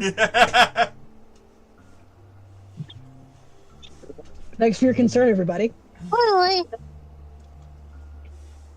If you were actually dying from laughter, I'm pretty sure it would sound different. We'd be concerned. Yes. Yeah, also, don't do long COVID, kids. Long COVID? So, COVID as a disease can sometimes cause lasting damage while you have it, particularly in the lungs and respiratory system. Oh. I say as if the lungs are not part of the respiratory system. Yeah. So, some people, their energy levels are fucked to hell. Other people never got their senses of smell or taste back. I personally, my lungs were damaged in such a way that my lung capacity is reduced. And if I move air too vigorously through my throat, I will start to cough, as you just heard. Laughter, shouting. Using my lungs too hard causes violent coughing fits. Web says... One good thing that came on me and Mom getting COVID, she was able to quit her Nicorette gum and cigarettes completely. Web says... There's that. Yup, that's me. My lungs are fucked. Damn. Mm-hmm. Yeah, long COVID is a bitch. I feel sorry for both of you. I already have I a used to play the compromised immune sax. system. I can't play the sax anymore, and I'm mad about it.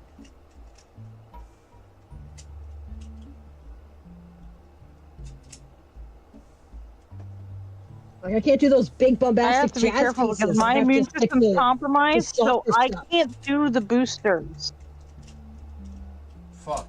I can't do the boosters because my immune system is compromised, so I can't get the COVID shot or the flu shot So or any of that. I'm just gonna get sicker than anything. Greater risk than the rest of us for this bullshit, huh? You know what? I'd like to turn to the camera and blame Walmart for the fact that I have long COVID, because they took one look at the state order to, hey, only essential employees should be coming into work.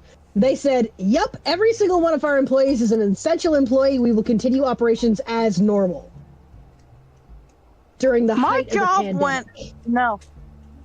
So, no, I'm telling you, had to put I worked on. behind the deli counter. That is a luxury. That is not an essential function of the store. I'm pretty sure those fuckers shouldn't have been open anyway. I work fast food, so of course we're considered essential. We give people food. Yeah, no, you were...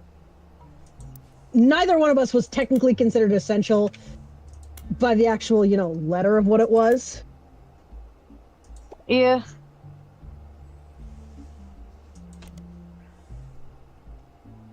Yay.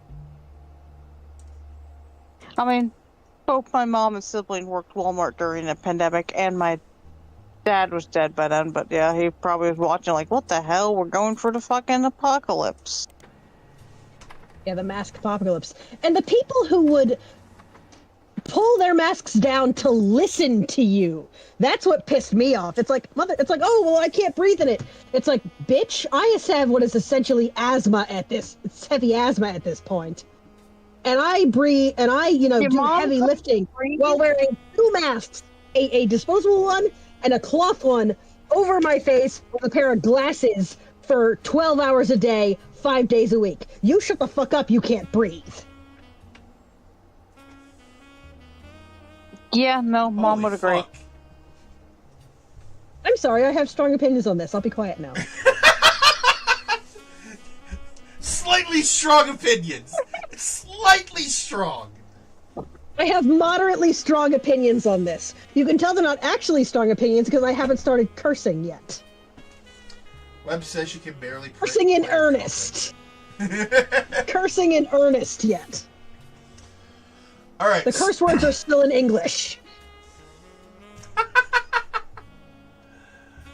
So, we have some ads for a Roottrees Motors.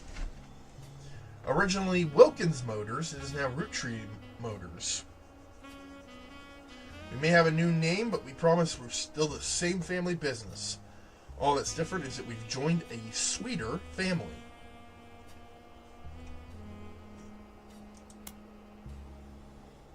Your local family mechanics servicing the entire Pittsburgh area. Funny noises? Need new oil? Come on down. We'll fix it up.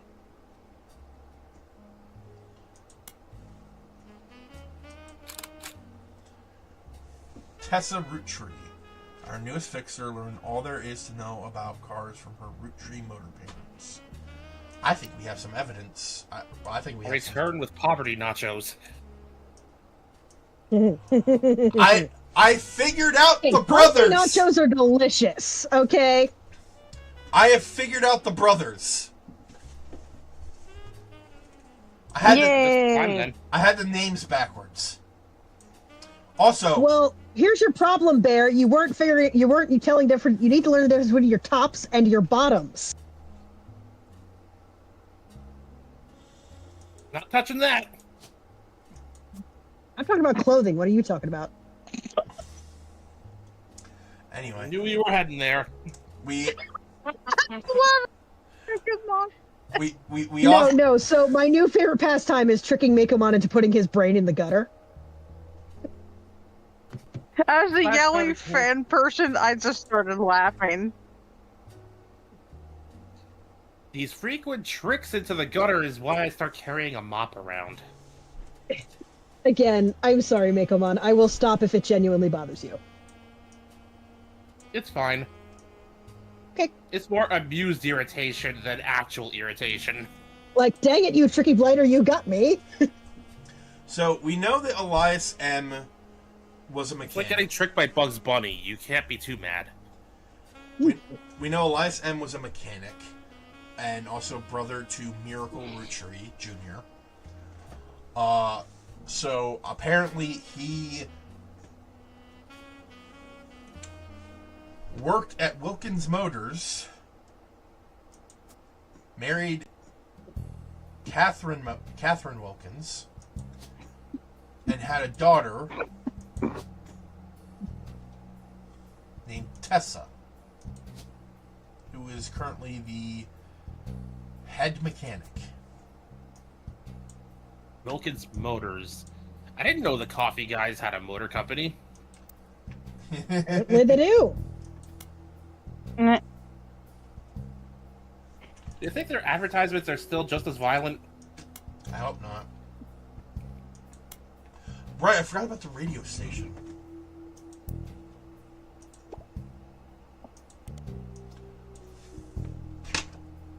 What was it again? It was WRTD.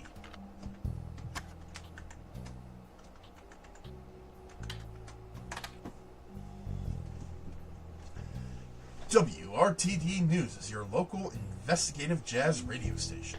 During their news segments at 45 minutes on the hour, they have been talking about the plane crash. This most recent hour, they have also talked about a picture taken from Carl's office after the plane crash and promised an interview online with a psychologist. During the interview, it's revealed that there wasn't a break-in. Instead, someone with a key to the office took the picture after discovering the pipe burst due to the recent storm. This means it was likely someone close to the family who was aware of the photo's history and wanted to save it. The psychologist, however, also goes on to posit the culprit had an alternate agenda, specifically because nobody in the family had come forward to say that they have it in their possession. Comment below the article says, "Don't believe their lies. This is just another instance of the Roottrees curse being a real, true thing. I bet you Carl was murdered and the picture had evidence on it." Meicoo, come on. I did not write that.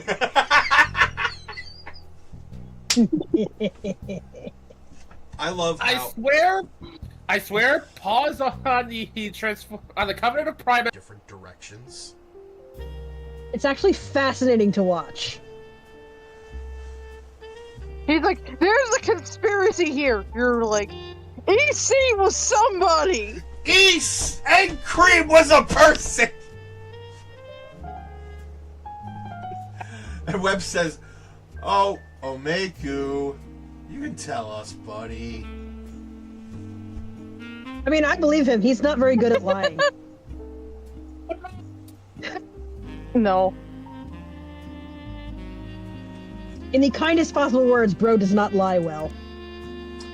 Let's see. There's a long, rambly conspiracy website with very small, very red text on a black background that says that the Roottrees are cursed.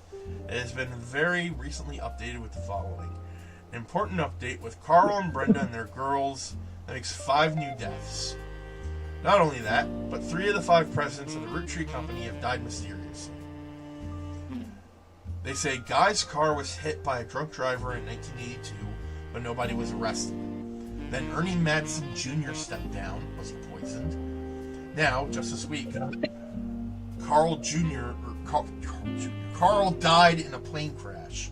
This cannot be a coincidence. There's another entry that claims that if you connect the dots in the pattern of the 5 pieces wrapper, it creates a Mayan ruby skull, a secret message meant to subliminally scare people away. What? The post, we're on some conspiracy shit. The post before that has a link to a site that talks about how Earth has 4-corner simultaneous 4-day time cubes. The author of this site seems to agree. Oh God, proto flat earthers.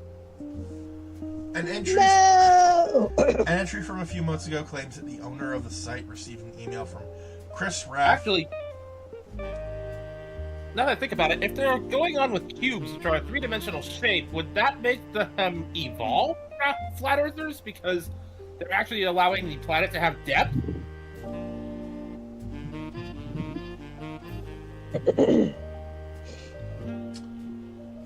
I'm thinking way too hard about this. Flat earthers go to cube earthers. Oh God.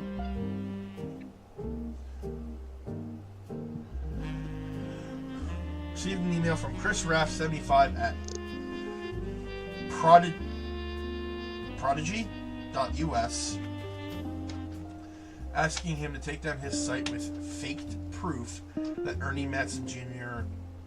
actually had a heart condition and wasn't poisoned. The owner claims that although the proof looks quite credible, he knows the proof was fake because he's an expert at creating fake evidence. So the author of this website just outed. He outed himself because it's like, Chris Raff, your evidence looks compelling, but I know it's fake because I create fake evidence. That's not something you want to say on your website for conspiracy bullshit. Yeah, it's like, you know, I know that the evidence is compelling that your name is on the Epstein files, but don't worry, I know you're not in them because I was there. I know you weren't on the island because I was. Like, I know you weren't on the island because I was there. Whew! First entry is from 1996 and has a blurry picture of the Roottrees Candy Company factory, seemingly taken by the website's author from behind a fence and through some trees. Seems that operation RT-29 is real. I witnessed a helicopter land on February 29th, 1966. 96. Fuck. Fuck everything.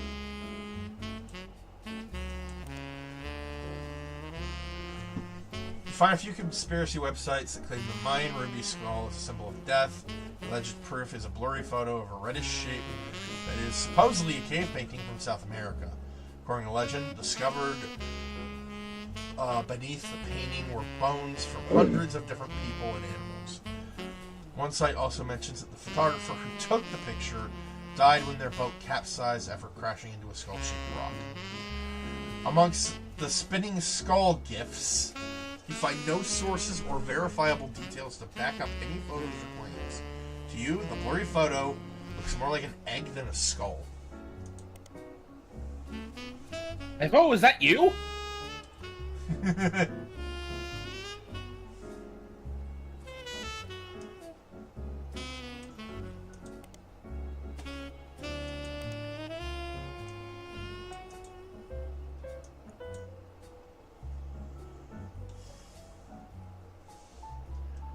What is Operation? You find more conspiracy websites. Some people out there claim that the Roottrees are changing the candy recipe to include more and more chemicals, and that this was done in cooperation with bad actors from an unknown government. They claim that due to a loophole in the calendar, it is possible to get away with nearly any crime on a leap day, so long as it isn't discovered until the day is over. What the fuck am I reading? I mean, there are... Okay, so for real, this happened to Reading real internet people. logic. So, bullshit internet logic aside, computer systems do have trouble with... older computer systems did have trouble with leap years because of the way that they counted occurrences. So this one guy who was born on a leap day, he had a license and it proclaimed him to be, I think, 10 years old. The man was in his 40s. Oh, man. My hand to God, my mother has actually met this person, and that's where I heard this story. She worked with this poor guy. Oh, man.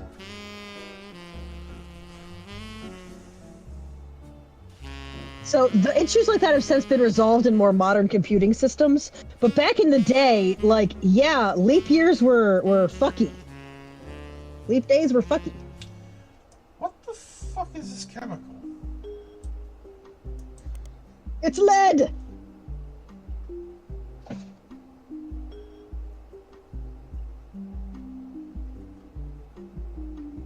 Polyglycerol, polyricin. I can't even pronounce it.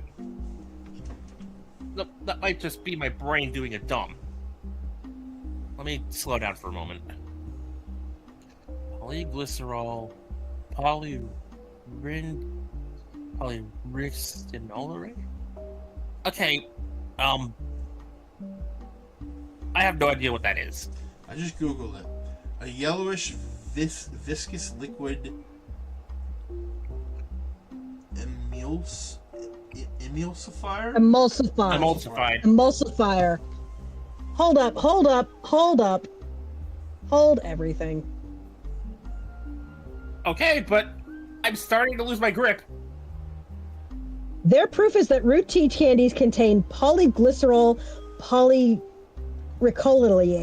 an ingredient to the candy that wasn't there when it was first released. They claim it is added in an attempt to addict people and eventually induce mind control. The website claims to sell pills that counteract this effect for children that have already eaten the Roottrees candy in the past. You do also see an additional search for Pirate Ninja, and it seems that to be an emulsifier in chocolates approved by the FDA and widely used across many products. This is true. It's harmless. It literally just helps the chocolate mix better. Oh my god, it's anti-vaxxers. It's literally people screaming so that they're these putting are the same stick in the water people. to who run on the logic that if they have trouble pronouncing the name of something, it must be toxic. So, Although I'd like to point out to you that lead is very easy to pronounce and very bad for you. Unfortunately, it also tastes delicious. How do you know that? Do you want the answer? I'm not sure I do. You do. No. Okay, so fun fact, it's history time, bitches.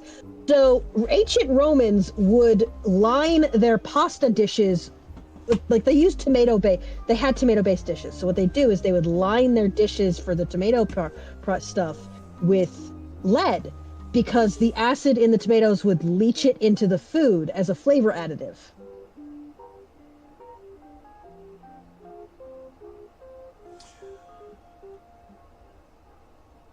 Also, children ate lead paint chips. Generally, that behavior would not continue if it didn't taste good. On some level. True about that. Much paint. I will not elaborate, says Webb.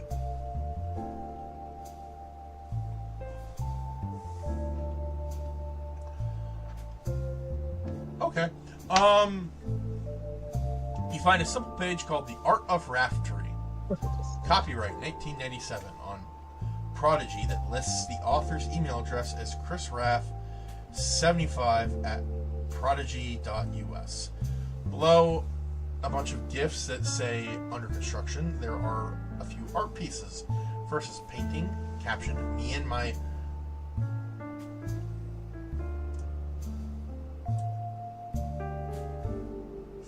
fiance."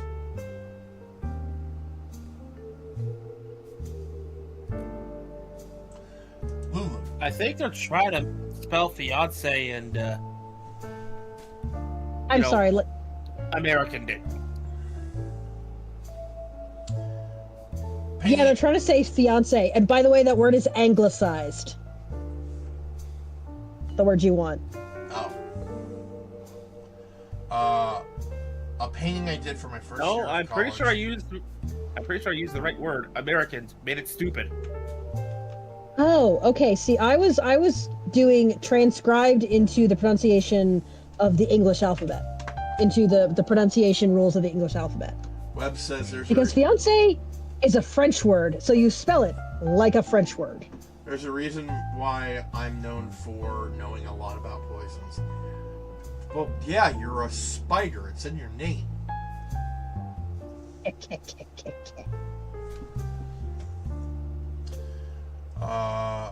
painting I did for my first year of college. I plan to give to her when we get married in May. Go Tartans!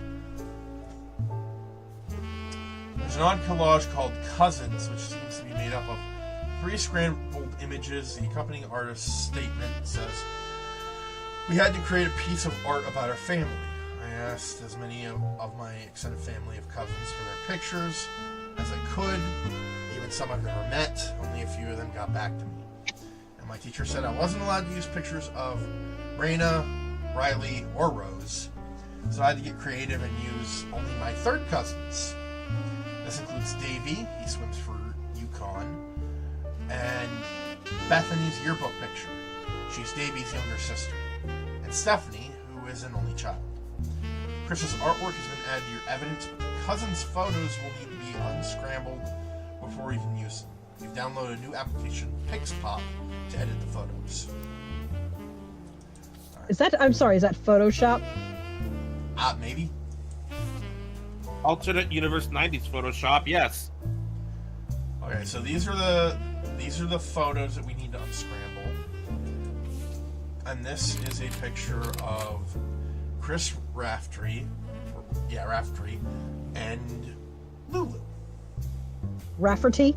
Rafferty, yes. I know I was fucking up the pronunciation. That's why I'm here.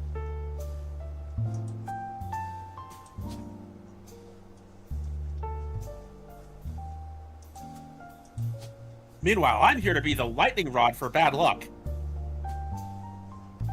You know, the more you say it, the more you remind Murphy, and the more it happens. this point, I wouldn't know what to do with my life if it wasn't present. Okay, that's fair enough, but like, hashtag nice things for Meicoo and Meikomon's family? Question mark? Oh, how desperate that sounds!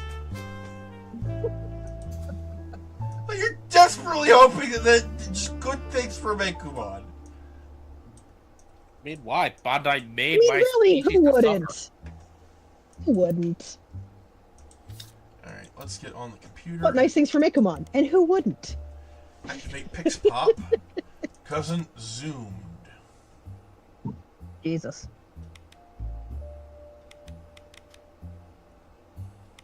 I'm back. Okay, wander off for a second. Welcome back.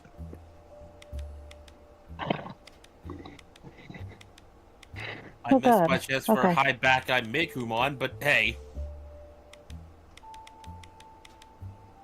I thought it at least. You did think it. Yep.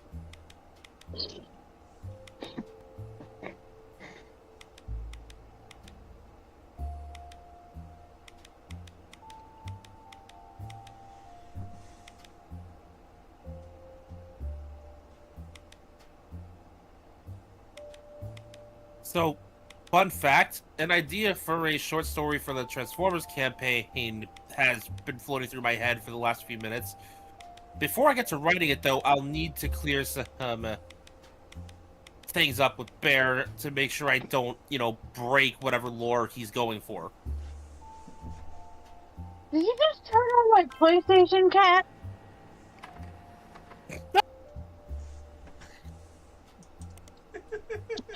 You turned on my PlayStation. Someone's been What training happened that with the- cat. That happened with the family PS4 once.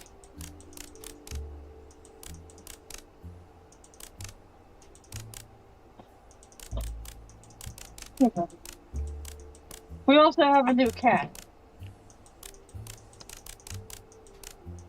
His name is Rufus Sir Puffball the Third Esquire. Your Majesty.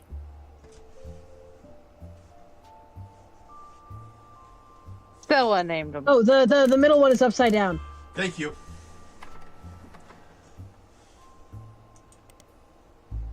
Sending picture of Sir Puffball into chat. He old boy.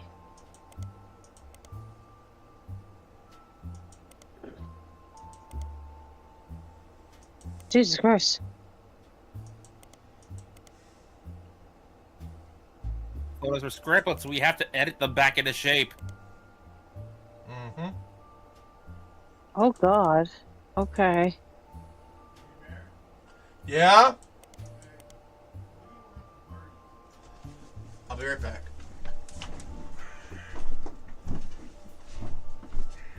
Okay. This Yeah. this looks convoluted. It's probably simpler than it looks. All things considered, this is your standard-ass tile puzzle. Yeah.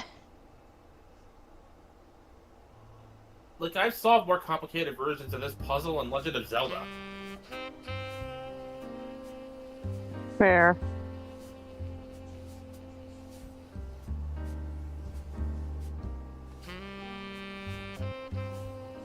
And I was in my I post into suspect the it might chat. not be that easy.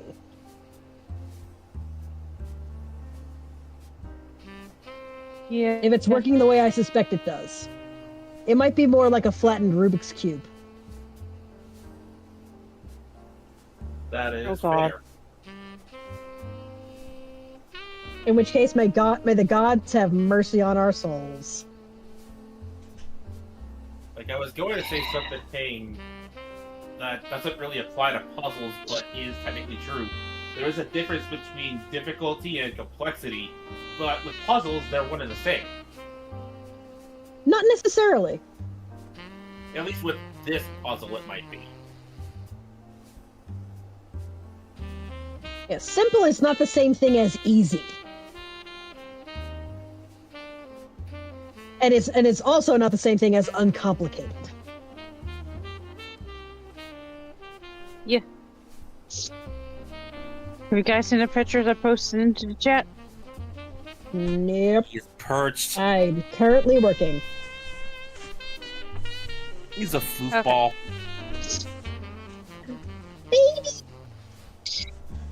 And then I posted a picture of the characters I am gonna cosplay and the one I'm gonna have a plushie of.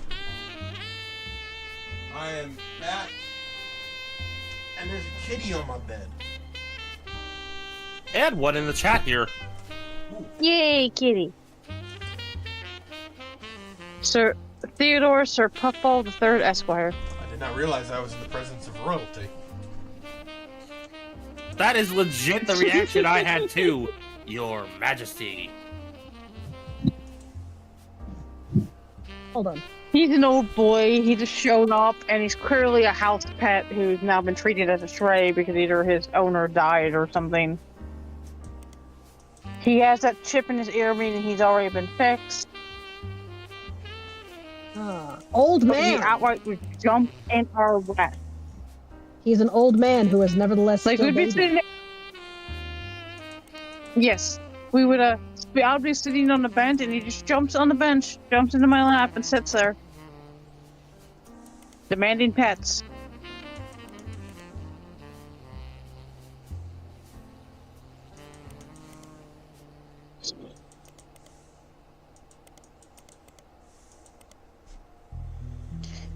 That looks weird. Oh. Oh yeah, it's a Rubik's Cube. It's a flat Rubik's Cube. Mm-hmm.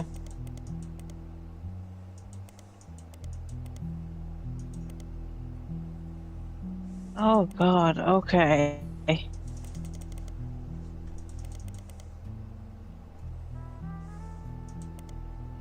Yay!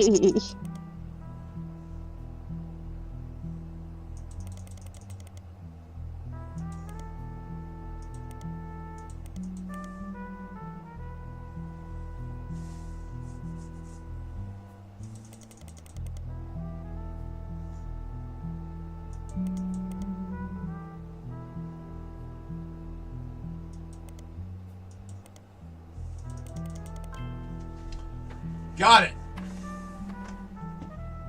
That took forever. Yay! That took a while. Well, I did have to step away for a second.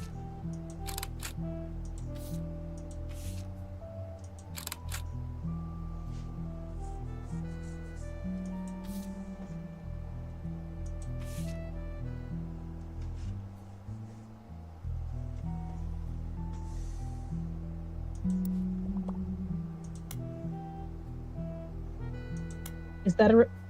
Oh, dude! You're rubber ducking! Yup.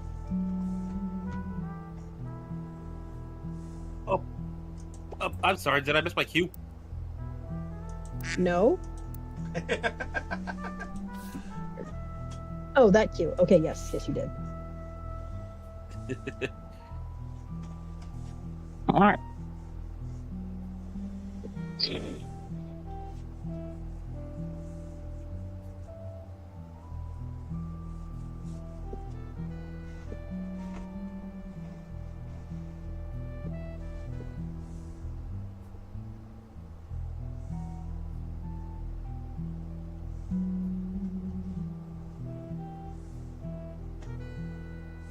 Yeah, Bear, I was gonna bring this up. After the stream, I'll send a concept for a short story I had in mind for the TF game, the Transformers Prime D&D thing. Mm-hmm. I just want to make sure it's approved so it fits in with the lore you had in mind. All right.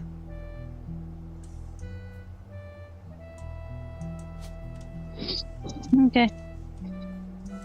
Because I have a thing about some spark eaters that I want to... Because a lot of D&D, classic D&D enemies are in fact undead. And yeah, there are TF Prime Terrorcons, but like Spark Eaters, bro. Spark Eaters! I mean, considering we're relatively separate from the main plot of Prime, those Terracons are not going to be much of an issue unless we go out of our way to find something like them. Okay, you know. I thought that could be fun. The spark eaters, on the other hand, they're effectively wildlife.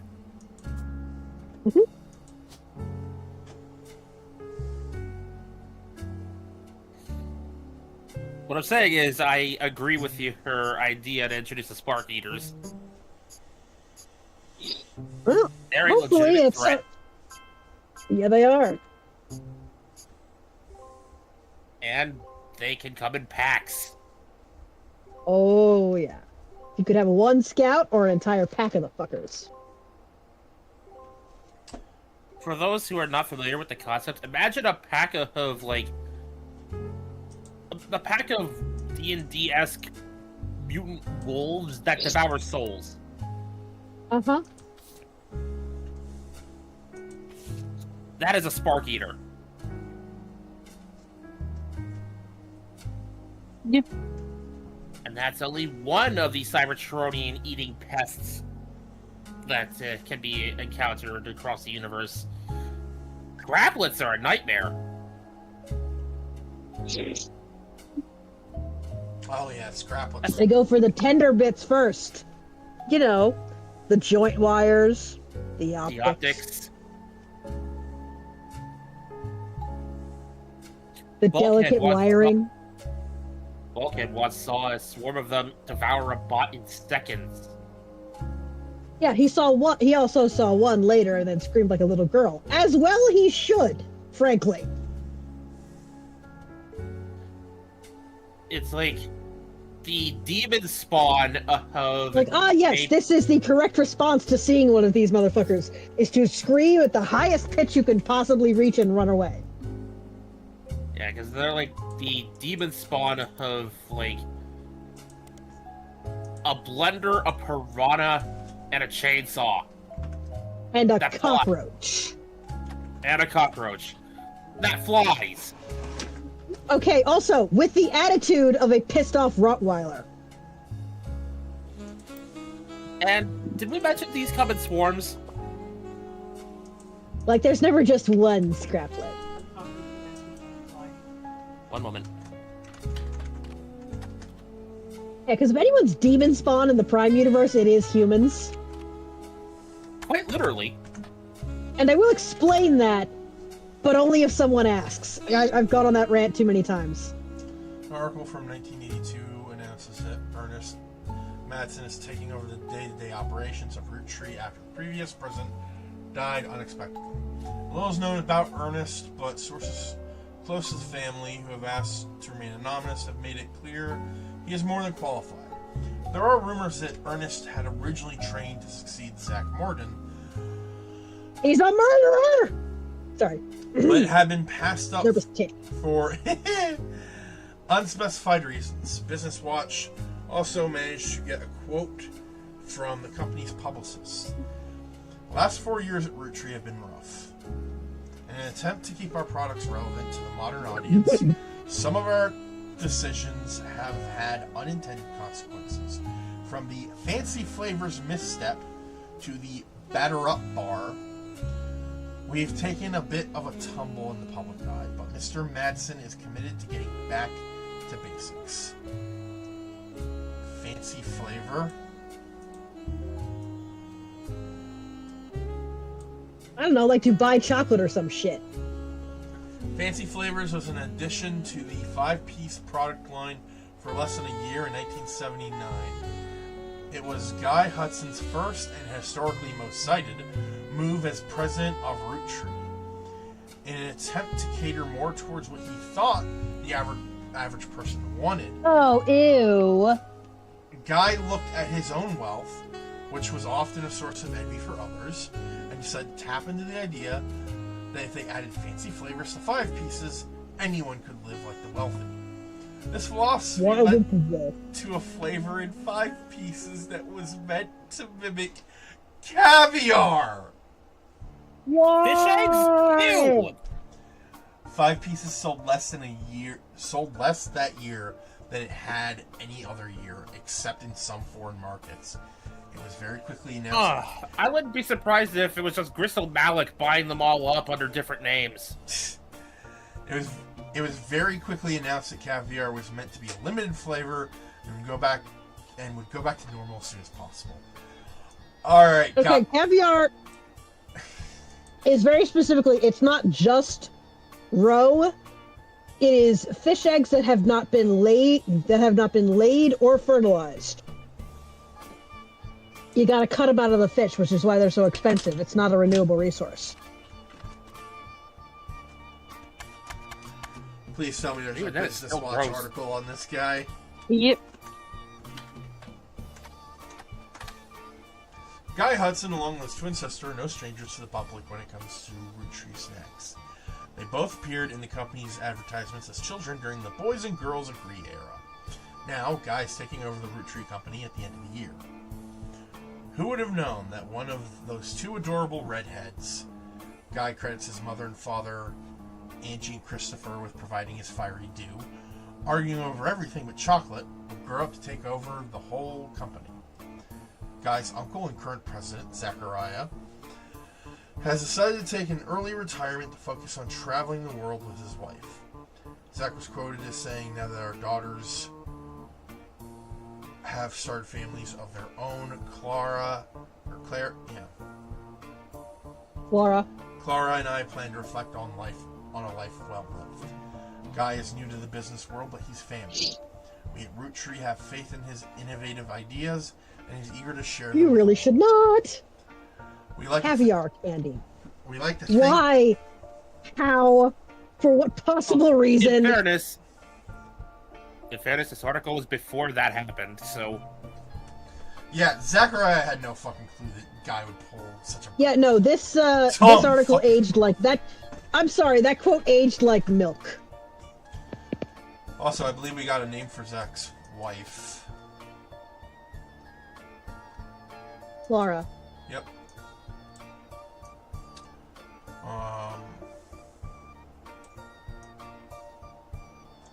So There has to be a comparison that's even worse than milk for things aging badly.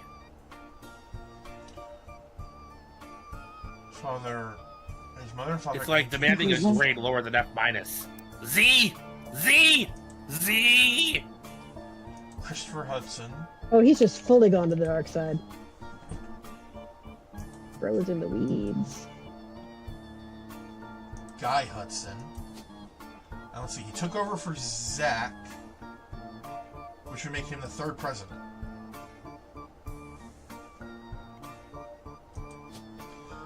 And we know he has a sister. Who is also a redhead.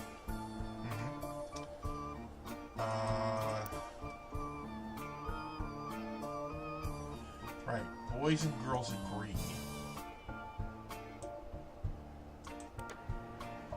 You find a site about successful ad campaigns. One of the ads listed is from the late 50s. Boys and Girls Agree. It is a series of television and magazine ads for Roottrees chocolate bars. The ad campaign is described as having the premise that boys and girls are often diametrically opposed foes, except when it comes to one thing. Both of them agree that Roottree is their favorite. First advertisement in the series was the most memorable due to the bright red hair of the boy and girl involved. One of the magazine advertisements has been added to your evidence. It has all the same energy as Toonami's Kids Love It branding way back in the day. Yeah, no, there's a lot of parody going on with this. I think this is how someone is using their advertising degree. Yeah. Yeah. I'm still streaming.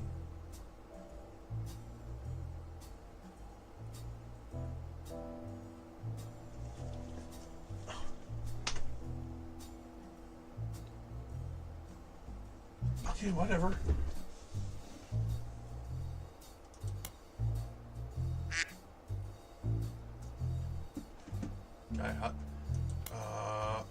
Guy Hudson, Butler County Times.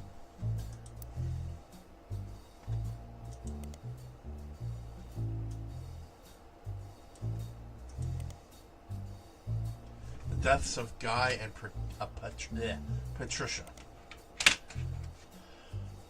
Although Butler County Times does not archive their obituaries, they did a front page story in 1982 about Guy Hudson and his wife Patricia dying in a car accident. The story itself is surprisingly light on relevant details due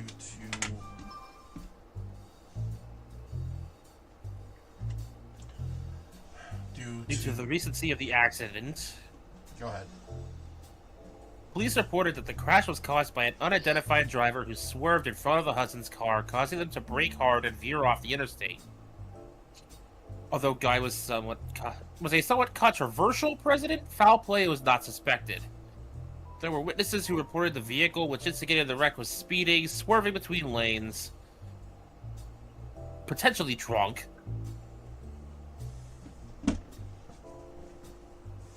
There we go.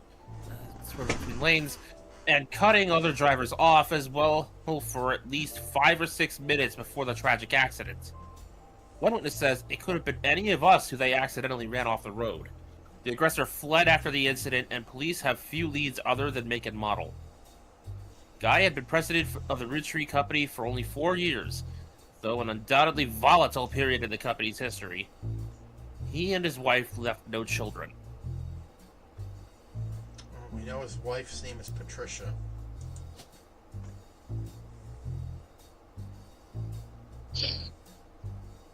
Yep.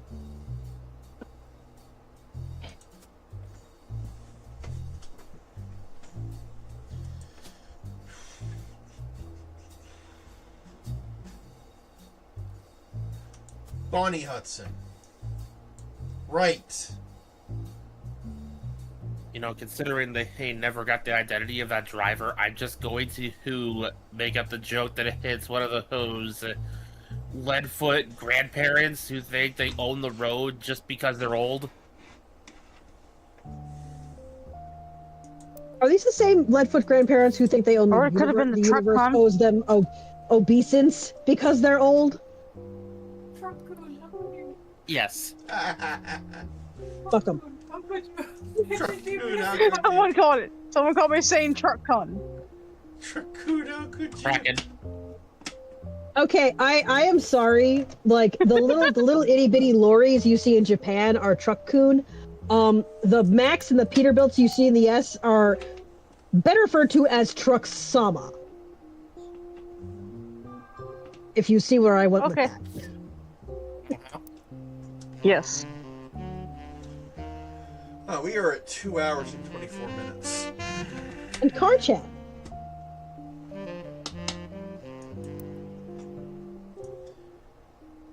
Oh boy. Alright. We got quite a bit done. Yeah, we did. We've gotten quite a Good lot. progress.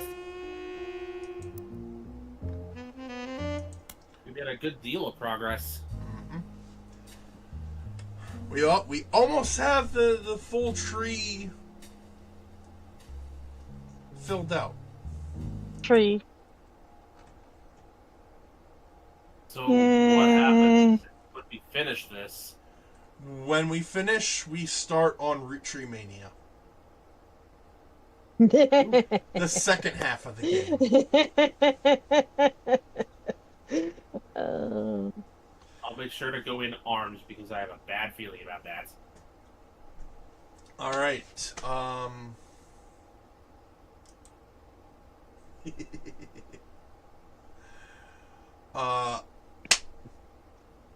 Thank you all for watching. This has been Vegas Bear 92. A boringly sane Meicoo. Archival Deva. Your local shadow guard. I'm only here occasionally. And if you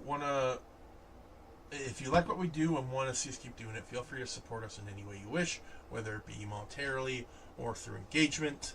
Every little bit helps. We will be back tomorrow with more RE5. Oh, that's gonna be fun. We're eventually going to have to build up to the first proper boss fight with Wesker in the main campaign. Yep. I will be hanging out with friends and have a doctor's appointment. And then work. I'm off Thursday. But I work Friday, Saturday, so I won't be available those days. Damn. I will just put this out there. Wesker never got this far in the EO timeline. The Forever Knights saw to that. Nope. Always stay safe, stay comfy, stay hydrated, stay healthy, be good to each other. And we will see all of you on the next one. Don't go too far into conspiracy theories. Egg cream is a root tree! Peace.